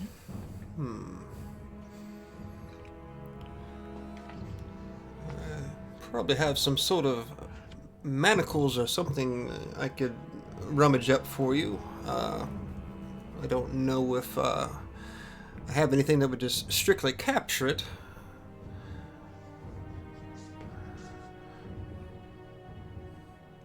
Maybe at least hold it at bay for a short time. Could you study it if we did bring it to you? Like, do you have the stuff to do that with, or do we need to take it somewhere else? Oh, most definitely. I could take a look upon it, and I have a few friends who might be able to help. I'm slightly worried about the fact that it might, looking upon it might make you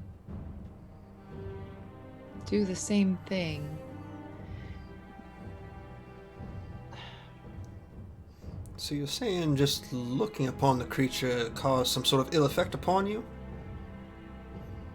Possibly. That's not exactly what I saw. Well, looking at it didn't seem to. I was able to gaze at it for a moment, and I asked it what it wanted, and it opened its mouth. That's when it happened. Perhaps it was using some sort of ability. That scream, it was an awful scream. Maybe that was it. She moves away from this contraption and begins to move toward his blackboard, and she grabs a piece of chalk and begins to write upon it. So we have, let's see, some sort of a foreign entity, perhaps a fear-based. Just write this as she writes it down. Perhaps some sort of fear-inducing scream or gaze, I'm going to assume by the way that you two are speaking. Doesn't seem to be some sort of demonic presence. Is this correct? Is it an apparition of some sorts? It could be. It very well could be. Kahareth, you said you saw it, right? Mm-hmm. Did you feel like killing yourself when you saw it? Mm-mm. And I'll send a message to Tabitha. I did not feel compelled to kill myself, and if I recall the events in the Isle of Black Trees, there was a similar effect that occurred when it made an audible noise that compelled all of you to, no, not all of you, but some of you felt compelled, it seemed, after hearing that noise.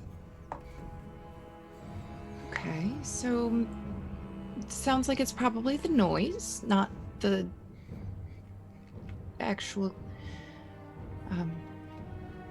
face itself. She begins to dig in her apron and pulls out a pair of what looks to be some sort of wax plugs. So what you need is just some earplugs in. Is this my assumption? Is that why you came all the way down here for? Well, perhaps we really needed to talk about it more. Maybe some sort of way to silence it. Well, Colias, do you know how to silence things? Or maybe if you know, if you have some sort of contraption that can make a bubble of silence. you can definitely imbue an object of yours choosing, if you wish, with some sort of silencing effect. It would only work once, but... There are 5 of them. Maybe. We know there are 2. There could be more. Well, That might take a little bit longer for me to imbue your items with such power. I could handle a couple of them here over the evening. If you'd like to stay here, 5 would take a couple more days, though. Perhaps maybe just start with 1, maybe 2. At the very least, we need to... 2 seem to be following us. And for all I know, the other 3 are probably following the other people that we were with.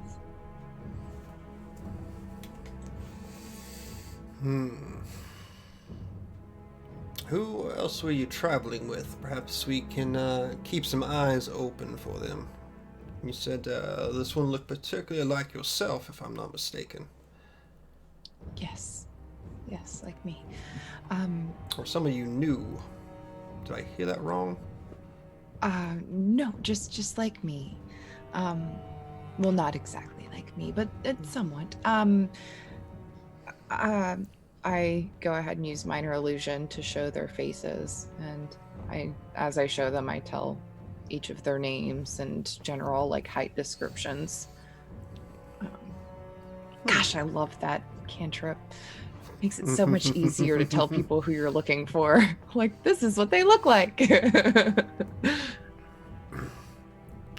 She begins to make some rough sketches with the chalk itself. Do they have names, perhaps? Not that I suppose it's going to help, but you said that they are in the city itself. Perhaps we'd have people looking out for them. Yeah, as I show each one, I'll say this is Vesper, and this is, and so on and so forth. Okay. I'll show everybody's names and faces one at a time. Let her sketch it out, and then I'll move on to the next person. I will include all companions, even though I am 100% sure one probably doesn't have one after them. Okay.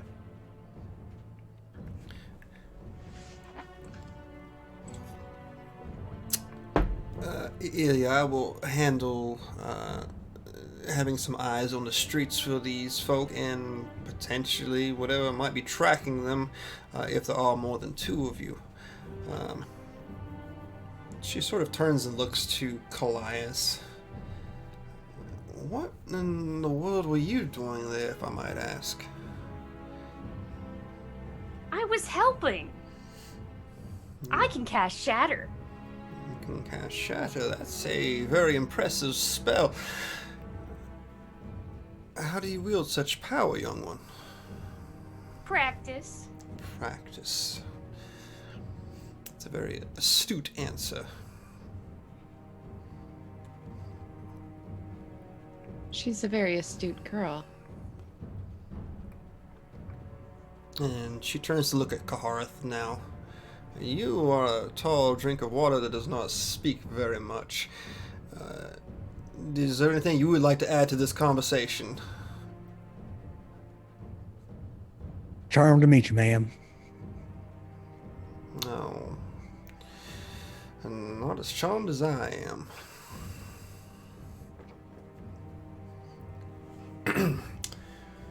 So, do you all have an item you'd like me to imbue this evening? Let's see. Looking in my pack. I'll grab one of my ball bearings because I have 1,000. Oh, this would be hilarious. I have tape. Well, I was thinking the ball bearings we could throw at them. Oh yeah, well that's From a distance. Functional. Yeah. But the tape is really good for a silent spell.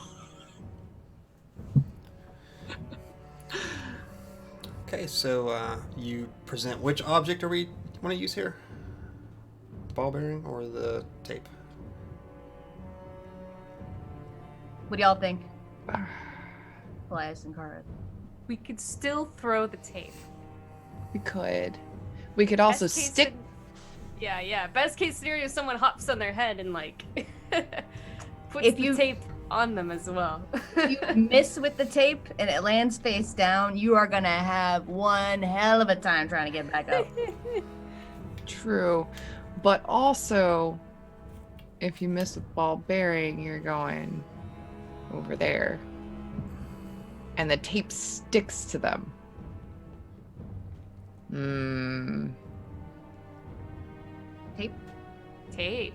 Tape? Tape sounds good. All right, I'll put my pack down, and you see Ilya pull out. Let's see how many. It's a wooden box. I believe the one on top is just made out of ash, and then you open it up, and then there's a smaller box inside.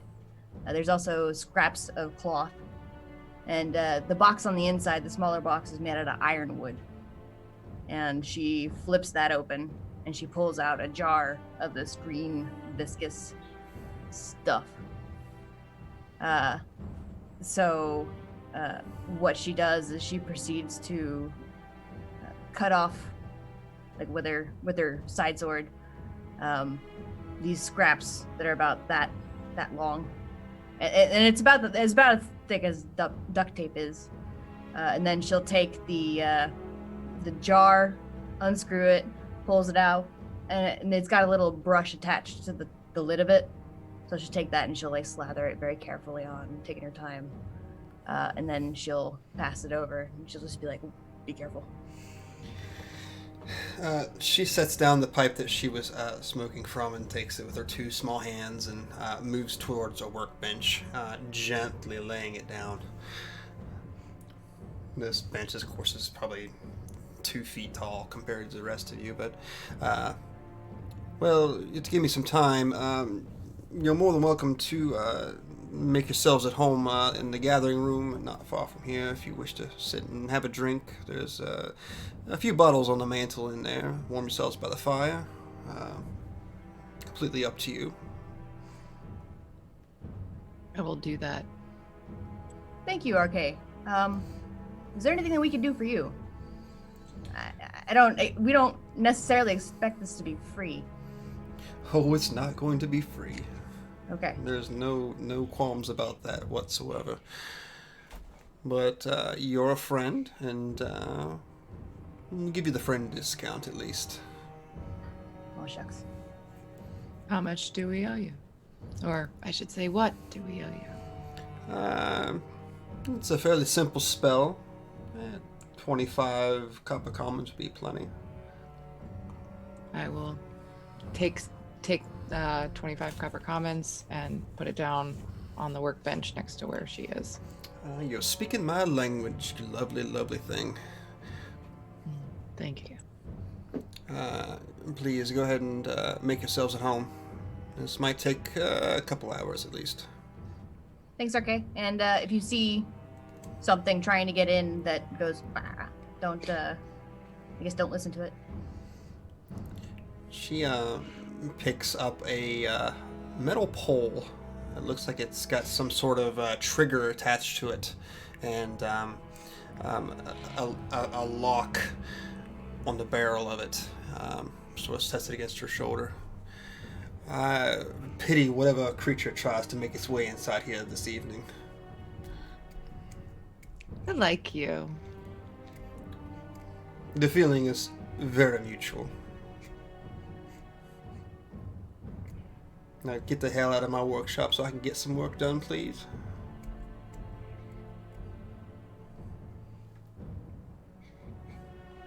Okay, so you guys move from the workshop as she puts the rifle back down and begins to go about her business of imbuing this piece of tape with a silence spell.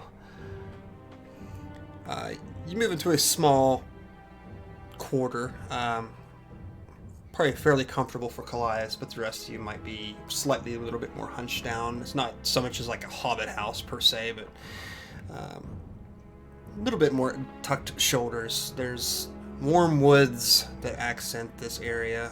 There's always little contraptions laying around of various sorts, clocks and almost little metal statues of creatures and things that seem to bob and sway on their own. But you find yourselves near a warm hearth that's billowing with a fire right now, like a blue hot flame. And you hear the slight sound of a sss as it goes, as if it's burning off some sort of fuel. Couple couches, bottles against the mantle itself, as what's her name, RK, had described. Very warm, very inviting, and you said that still have that smell coming, wafting from the workshop itself of oils and some sort of foreign chemical smell that you're not real familiar with. I'll go to the wall with all the bottles and start pouring drinks. Okay. Nothing's labeled, but everything smells to be quite potent, perhaps from her own family make. Gather a couple glasses. Colias, are you drinking? Or I'll not tonight. Not with this thing going after us. okay. Yeah, I will only have one drink because I would like to keep my wits about me, but it's been a day. Alright, I'll just pour one drink for myself and one drink for Tabs. Because Kahareth doesn't drink. Okay. You said that there are doodads that move on their own? Yeah, they essentially be the metallic version of a bobblehead. I'm gonna be looking at those. Okay.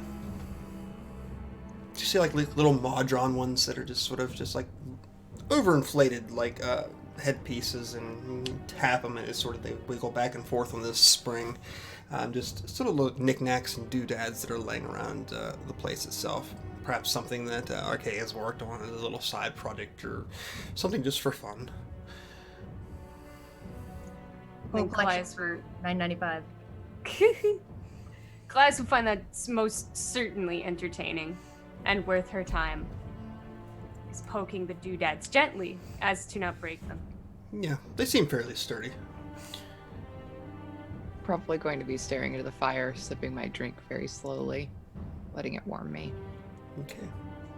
So you stare into this blue hot flame. It's like almost like looking into a propane burner.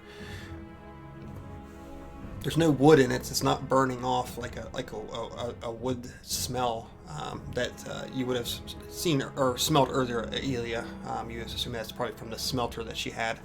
This in particular has that chemical smell of a propellant. Go sit down next to Tabitha and after a moment of silence, staring into the fire with her, say, so you're you can change. Is that like a spell or like an item or? No, it's just me. Been able to do it for a long time. I prefer it this way, actually. It's nice to be someone else.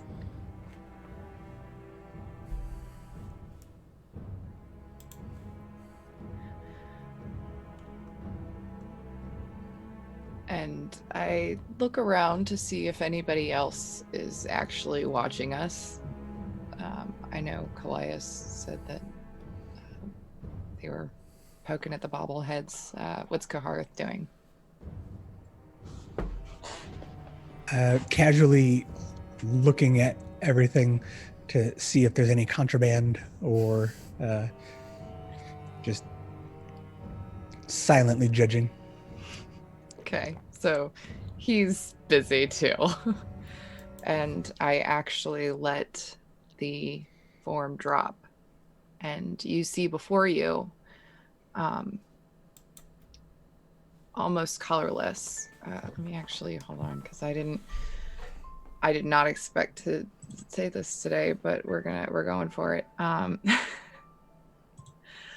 almost colorless, very fine features, big white eyes, and long, straight white hair. Definitely not a face you've seen before, but being familiar with all the different planes, I'm sure you've probably seen a changeling before. I let that drop for just a moment, and then I put Tabitha's face back on, and I say, I was never really accepted when I was young, so when Tabs died, I always admired her. So in her memory, I became her. She was always somebody I wanted to be, rather than this me. I had no reason not to, so here we are. And that's why my regret monster looks like this. Fucked up. Not what you did. The fact that your regret monster has the face of your friend. Yeah. Messed up. Please don't tell the others. I'm not 100% sure if Kahareth could handle that. Especially because I've lied to him this whole time that we've known each other. Did you actually, like, say that? I mean, because it's like assuming a role, right? Because you said you become them. Yeah. I can, if I'm familiar with people well enough, I can become them completely. If I just know them a little bit, I can take their face. Can you take my face? I change. That's really cool. And then I become Kahareth for a moment, and I make a funny face. And then I go back to Tabitha. I look over at the laughter. That's it.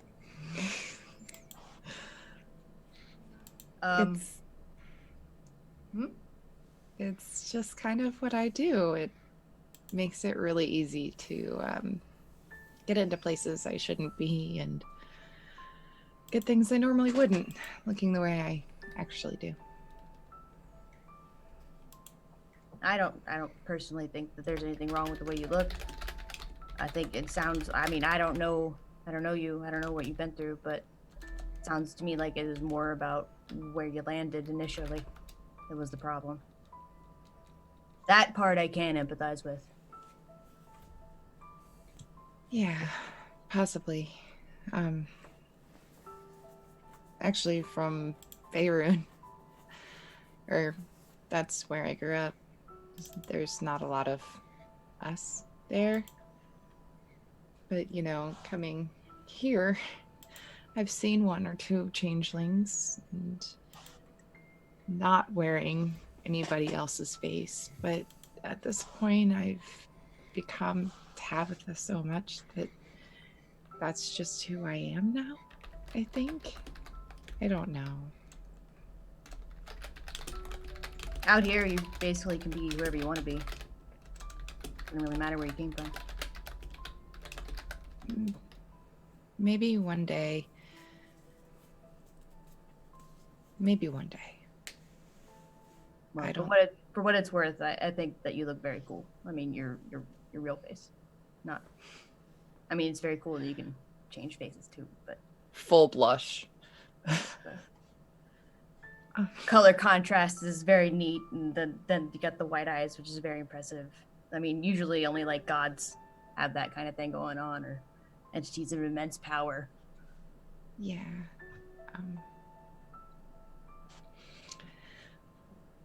You know, one of these days I'll probably have to find someone like me and talk about it. Maybe. I'm not like, I mean, I don't know how much you want to know about me exactly, but I was kind of dumped into the same situation. It's actually really, really funny because I was told when I was older that changelings were the one that put me into it. But I don't harbor any resentment for anything. I mean, things are as they are now. Without being able to change my face, I've learned how to deal with being a weirdo. A freak amongst all this.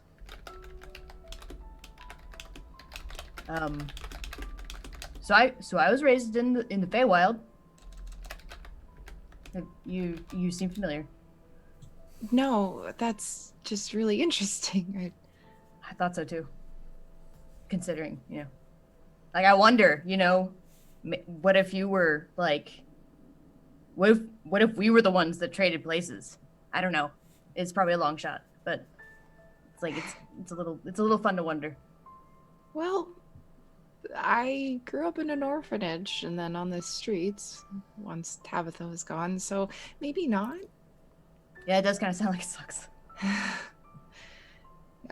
It might have been for the best for you, at least. Maybe not, I don't know, but... Is Ilya your real name? Yeah. You know what it means? I mean, it's directly Elvish. It's, I know a bit of Elvish, but it's slightly spotty on some words. The people that raised me, I say people, it was primarily one person, but it was a community of Eladrin who were tasked with the raising of me by the Summer Court. And the Queen of the Summer Court is actually who named me, and everyone since referred to me as the All-Child, because I was supposed to belong to everybody. But of course, that didn't actually happen. They dumped me on this one loser. And then they just kind of fucked off. But that's fine. Velen was a good guardian. At least you had a really good guardian. Yeah, I mean, all guardians have their weak points for sure. I mean, no one's perfect. But I am glad I had him instead of several other people I knew. For sure. Any hoodly doodle. But how did you get here? Well, I guess it's not so long of a story. When I grew up and was trained enough to survive on my own, I jumped on a ship with a bunch of Gith. Are you familiar with Gith Zerai? I've seen them around. Green dudes. Dudettes. Yeah. 20 years. Spots. Yeah. The Gith Yankee are actually the ones that cruise around in ships most of the time. They don't have a whole lot of mental strength like the Gith Zerai do, but the particular group that I came into contact with were not Zerts. They didn't have a priest among them, so they didn't have the crazy mental power amongst that little group of like 6 or 7. But they were skilled in other areas and talents and stuff. They knew how to navigate the planes. They knew how to pop in and out and stuff, and where all the arcane vortexes were in the astral plane in order to ride them. But I hopped onto one of those ships. I call it ships. It's weird looking, like floating house thing. Wow. And we went to Limbo together. They got permission from Velen first. That's important to tell you, because it's not like they stole me. But yeah, they started training me in their ways and how to help them help me. to whatever capacity they could. Nice vault. Sounds like you've had an interesting life then. Yeah. It's relative, I think. I suppose. And then I lean in a little bit closer and I say, by the way, my real name is Nyx. I used to steal stuff a lot. They also thought they'd, nix that one. Oof. Yeah. Those assholes. If you remember names and locations, we can go beat them up. We weren't really in the nice side of town, so it's entirely possible they're dead by now. Good. I'd like to put that past me. Yeah, it's if I can. Yeah, that's what you should do. Tabitha's a good name, though. So I'll keep it. It's cute. It's got like a bounce to it, you know? She always did have a bounce to it. She was the kind of person that as soon as she walked in and she would start singing and the entire room would come alive. I try really hard to be just like her.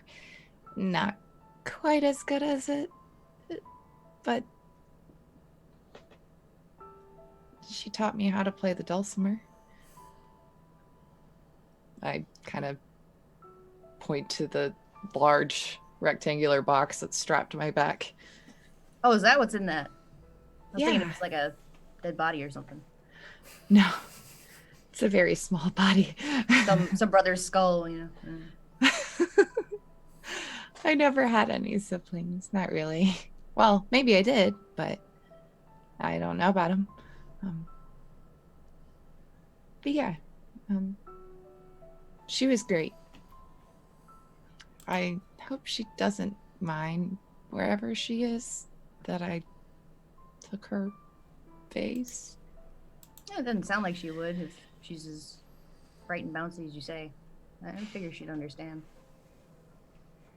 Yeah.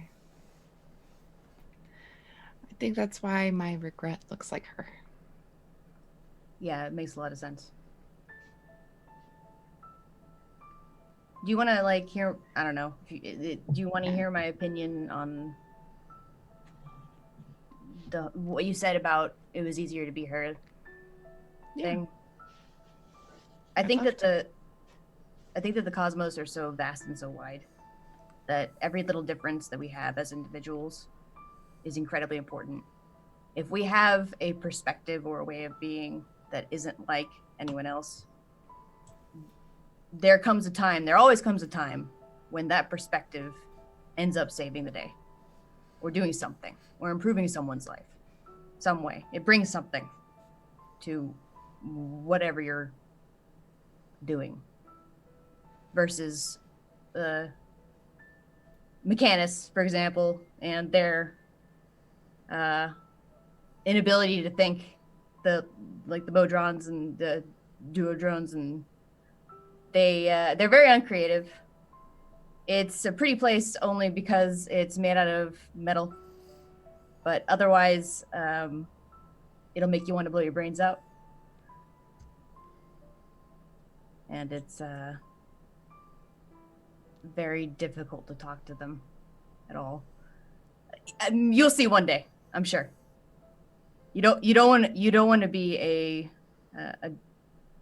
Modron. That's fair. I'm not good at talking.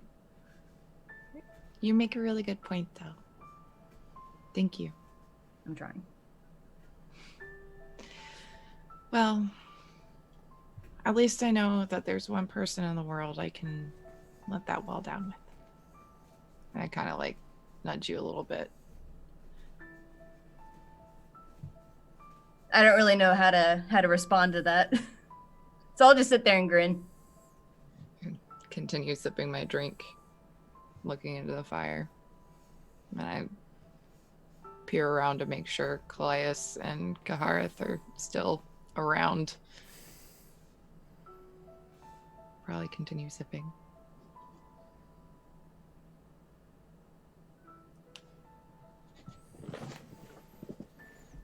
Hey, Kahareth. Who the fuck are you?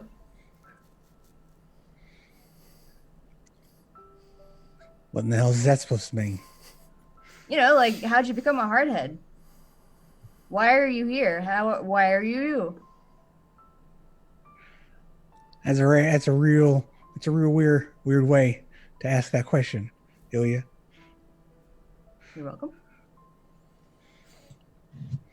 I guess I don't know what you want from me. I am who I am. I guess, like, did you get, like, indoctrinated? Well, you wouldn't know if you were indoctrinated. Did you get same thing. Did you get born to the harmonium, or, like, did you have, like, a mentor that picked you up and said this is the way to be? Or, like, was that something you chose for yourself? The harmonium know what it's all about, and they're just trying to make the world, the multiverse, a better place. And I don't understand why folks don't realize that. I saw it right away, and if everyone just got on board, it'd be a whole lot of a nicer place, in my opinion, which is right. Have you tried loosening up a little? Just a little bit. I see you looking for contraband. Have you tried some stretching? Maybe the warrior pose? I don't know any other yoga. Alcohol shoots out my nose at that. And I just start joking and laughing. Colias starts showing him how the freaking pose works. I'm very limber, I have you know. I can do that. Does he freaking make him roll? Make him roll. Does he do it? Oh, what are you wearing in armor-wise? I am wearing a poncho for sure, and then a splint armor beneath the poncho. Splint armor. Which weighs 60 pounds. Yes. Could be a little discombobulating. The warrior pose is a balance sort of thing. Yeah, I've done the warrior pose. It's not fun. How into it is Kahareth? Is he going for it? I'm trying to show this little girl that I can do this measly pose. Okay. I think, guys, it's kind of both acrobatics and athletics, really. Given the pose, whatever's better, go ahead and roll for it. Well, then I will make an athletics check. 10. You're a little shaky to start, but you managed to pull yourself into it. See? Very good. Now, if you just try to loosen up maybe on the inside, stop trying to look for contraband everywhere, like maybe just be like, that corner I'm gonna ignore just for today. It's baby steps, Kahareth.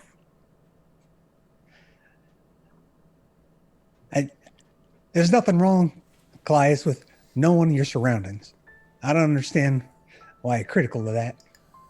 But you're young. I will not hold that against you. This is experience speaking. Seems like I don't understand is his motto. But I am from the prime material plane, the world of Toriel. I was in the most recently in the city of Waterdeep before I arrived here. And that was more of a way to get here.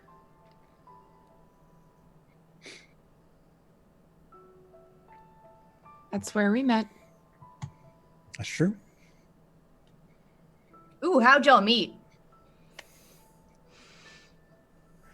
Well, I was in town looking for a wizard to get me here, and I met Tabitha and explained the situation. It was at a tavern, I think. I was playing that night. It was the place I actually lived above in Waterdeep. And, yeah. I happen to know somebody. Not that I could ever afford their services, but, you know, as a tavern bard, you meet a lot of people.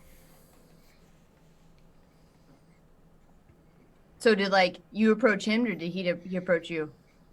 Well, I heard he had been asking around for a wizard, so I approached him and said I knew one, but that if he was leaving this plane, he had to take me with him. So he did. My family and my temple, they funded this trip, and I am just for lack of a better word, continuing their mission here.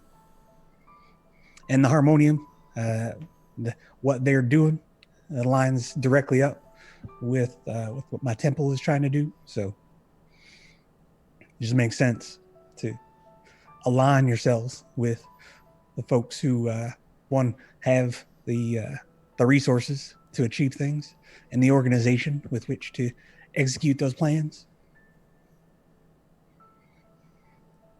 So, what god do you serve? It's a temple. It's not so much of a religion or a dogma or anything like that. Just our people have a way about us, and that the way is just to make things better for other folks.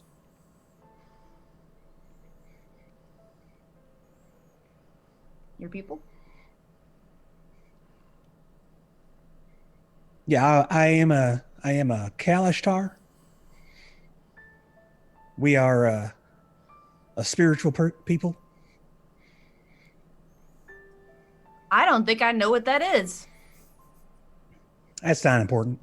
I just, we're just trying to make things better for No, everyone. I gotta know. You don't understand. I gotta know. Kahareth, just tell her. We were like, just regular old humans before. But we, my ancestors, they made, that they helped out some spirits, from the plane of dreams. They, said that there are different spirits on the plane of dreams, and most of them are bad. But these good ones, they were, persecuted. So they escaped from the plane of dreams. And with my ancestors' help, they kind of are a part of us now. So when I say, our people are spiritual people, that's what I mean. They're literally these spirits from the plane of dreams that, are passed down in through our family lines. Are you saying that you're haunted? Not at all. I am not haunted. You just said that spirits were following you around. That's usually the criteria. Not following me. They're in me. I have this spirit. Oh my god, that's worse. I think that's what people call possession. I am quite in control of my faculties. Thank you very much.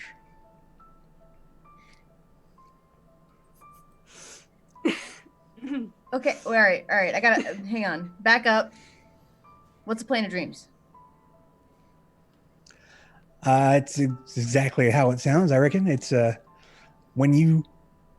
presume when you slumber, you see visions, experience things in your unconscious. You are your consciousness is physically traveling to this other plane of dreams. There's no other way to get there. You have to be asleep to get there. and that's how he traveled to and from this plane. But like I said, it's not a very nice place, given all the evil spirits about. Is that where nightmares come from? That is indeed where nightmares come from. So, wait. So nightmares aren't your own consciousness, or is it they are your own consciousness dreaming it up? But it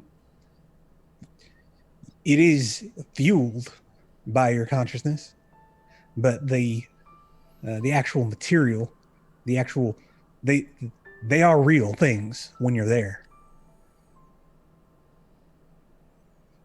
Can we put this on the place to do not go? Just as like a checklist, places we want to visit, places we don't. I do plan. It's the mission of our people to reclaim our homeland at some point in the future. But I agree, it's not a very nice place at the moment. And really, what we're trying to do, my people, is just to make the world a better place. That way, your subconscious doesn't produce these negative thoughts that create these bad dreams. So if we can just make the world a little bit better for everyone, then those spirits have less power in that plane, in that realm. So, like, say I'm dreaming and Colias is dreaming. Does that mean we're occupying the same plane at that time? Or are we, like, cordoned off like the Regret Realm kind of was? Well, you are physically in that plane of dreams, but it would be highly unlikely that you would run in that your dream would overlap another's dream.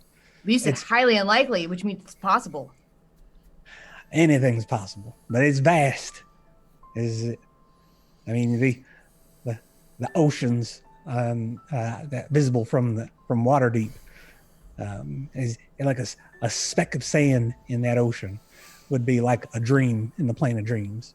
It's unlikely that another speck that your speck and Colias' speck would happen to cross paths. I guess I'm just trying to, how the planar wheel is, it's got, the map of it is the donut, and then it's got the circles. I'm trying to figure out what the plane of dreams is supposed to look like. If it's just like staring at a bunch of bubbles, or is it just like one giant dome where it's just so vast? I reckon you probably see the planes differently than most of us. One who has traveled as well traveled as you are. I try to go micro and macro. But no, I don't think I can help you picture it, because I don't have a frame of reference with which to compare. That would make sense to you, I don't think.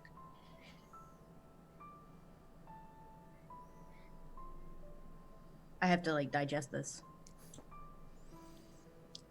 Colias, how did you end up here? Especially being so young. I mean, I try not to judge people on their age, but you're very powerful for a kid. And about that, actually, I was gonna mention it. So I know you all saw the spell I cast, and it was cool. There was like an explosion, and then 2 people passed out the same. It was cool. yeah. I can't do that a whole lot. I can't do that on command without, gosh darn nearly killing myself. So, if we could avoid me doing that, that would be very good. I said, earlier, Kahareth, you were right. Earlier you said that was a pretty dangerous thing to do, and you're right. I even said I've been doing this for a long time. No. How old am I? 10? No. So clearly, I still need to have some more experience into this sort of mysterious power that I have somehow harnessed.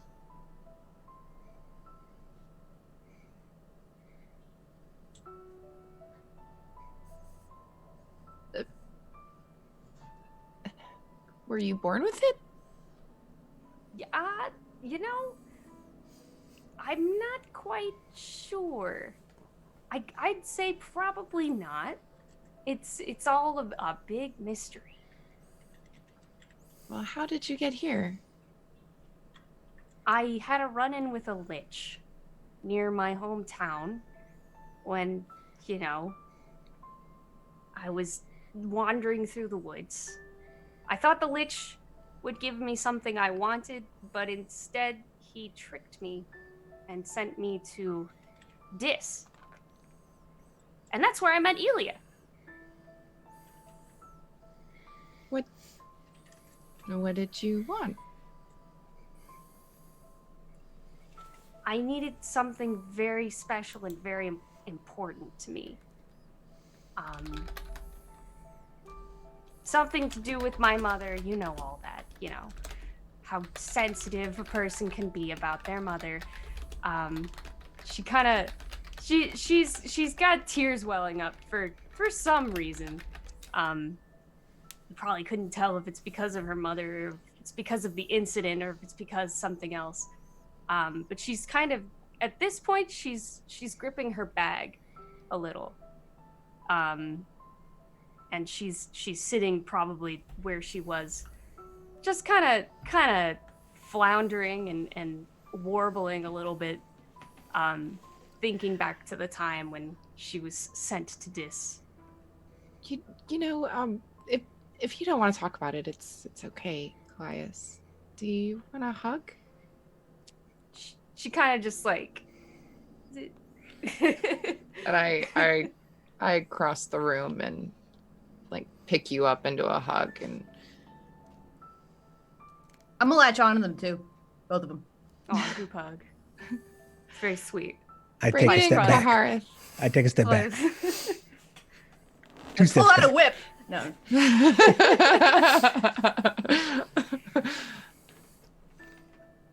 You know, Colias, you don't have to talk about it, but it's very curious. I'm very curious. So, if you ever want to, I lost both my parents too. You got it. It's a deal. I send a message to Ilya. Say, what's this? What's what?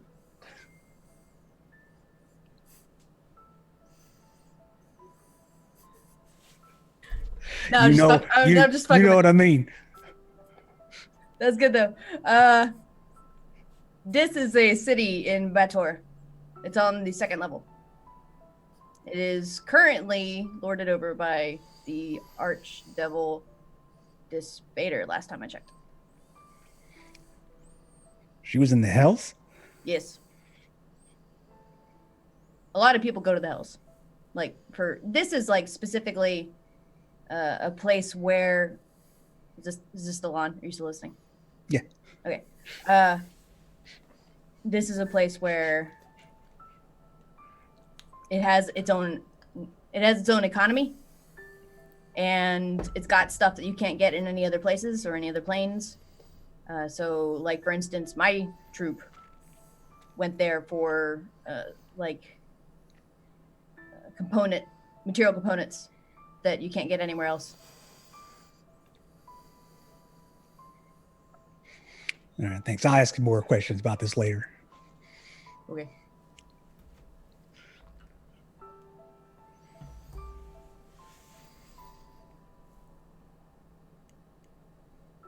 Man, that was a good exchange. What's this? So we have the three of them, I guess, still all huddled together, hugging each other. Karl's sort of put off a few feet back. There's a chime that fills the room as a clock strikes. See two mechanical figures coming out from holes, making their way towards each other. Colias, you're sort of enchanted by it at first. You see them bend down and they kiss, stand back up, and make their way back in.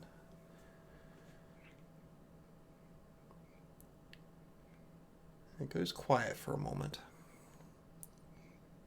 before you hear resounding from the workshop. What in the hell are you supposed to be? Run right out. You all begin, well, I know that Tabitha at least begins to run. And then before you make your way to the door, Tabitha, what you hear is almost like an explosion. And smoke filtering from the room itself, as a large firearm has just gone off. The room that you were in previously begins to light up a little bit just from the pure explosion, the light coming from it. And there's a smell of the gunpowder in the air. Tabitha breaks from this little embrace, running towards the sound. And when she enters, well, I guess we'll describe that next week. So for now, We could hear you through Karl's. yeah, I heard you too. I'm flabbergasted. So on that note, That's what it sounds like. we will end our session here this evening. But we will be back next week, most likely. Still missing a Jeff, but that's okay because we kind of have our own little group going right now. That's our own little purpose, and I'm really digging it this evening. I guess we'll go do our usual. Just kind of go around here, let everybody know who you are, what you got going on, where they can find you at. Hi, I'm Casey H on social media. You can find me here at this usual time. You can also find me tomorrow morning, Saturday mornings, starting at 10 a.m. EST. Is that right, Karl? Central. 10 a.m. Central. Doing Half Rate Heroes as Nos, the boss of Neverwinter. With Karl. Hi, I'm Karl, and you can find me where Casey can be also found. That is at the Open for Adventure channel on the Twitch. Same time, same place, same show. I guess that's me. I'm MK, also Music Combat on Twitter, and most importantly, MK is the best on Twitch. I stream every Saturday with my brother. We play Bloodborne, and you get to watch me suffer while my brother talks endlessly about whatever the heck he feels like, and it's wonderful, and we joke and have fun. Lately, we've been doing them on Thursdays instead at 8 p.m. Central Time, because we've had a couple of things happen on Saturdays.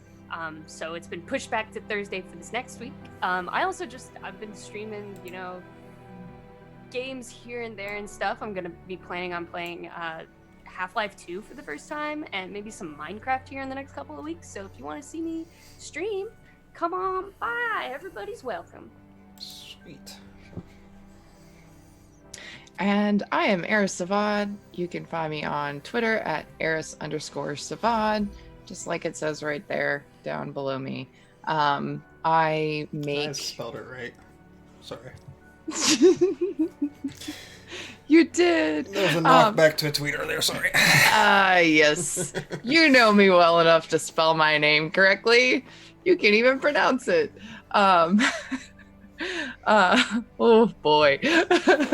Anyways, you can find me on Twitter there. I make all sorts of accessories like dice trays and travel gear out of fabric and other materials. You can find me streaming on my own channel on Twitch, Aras Savad.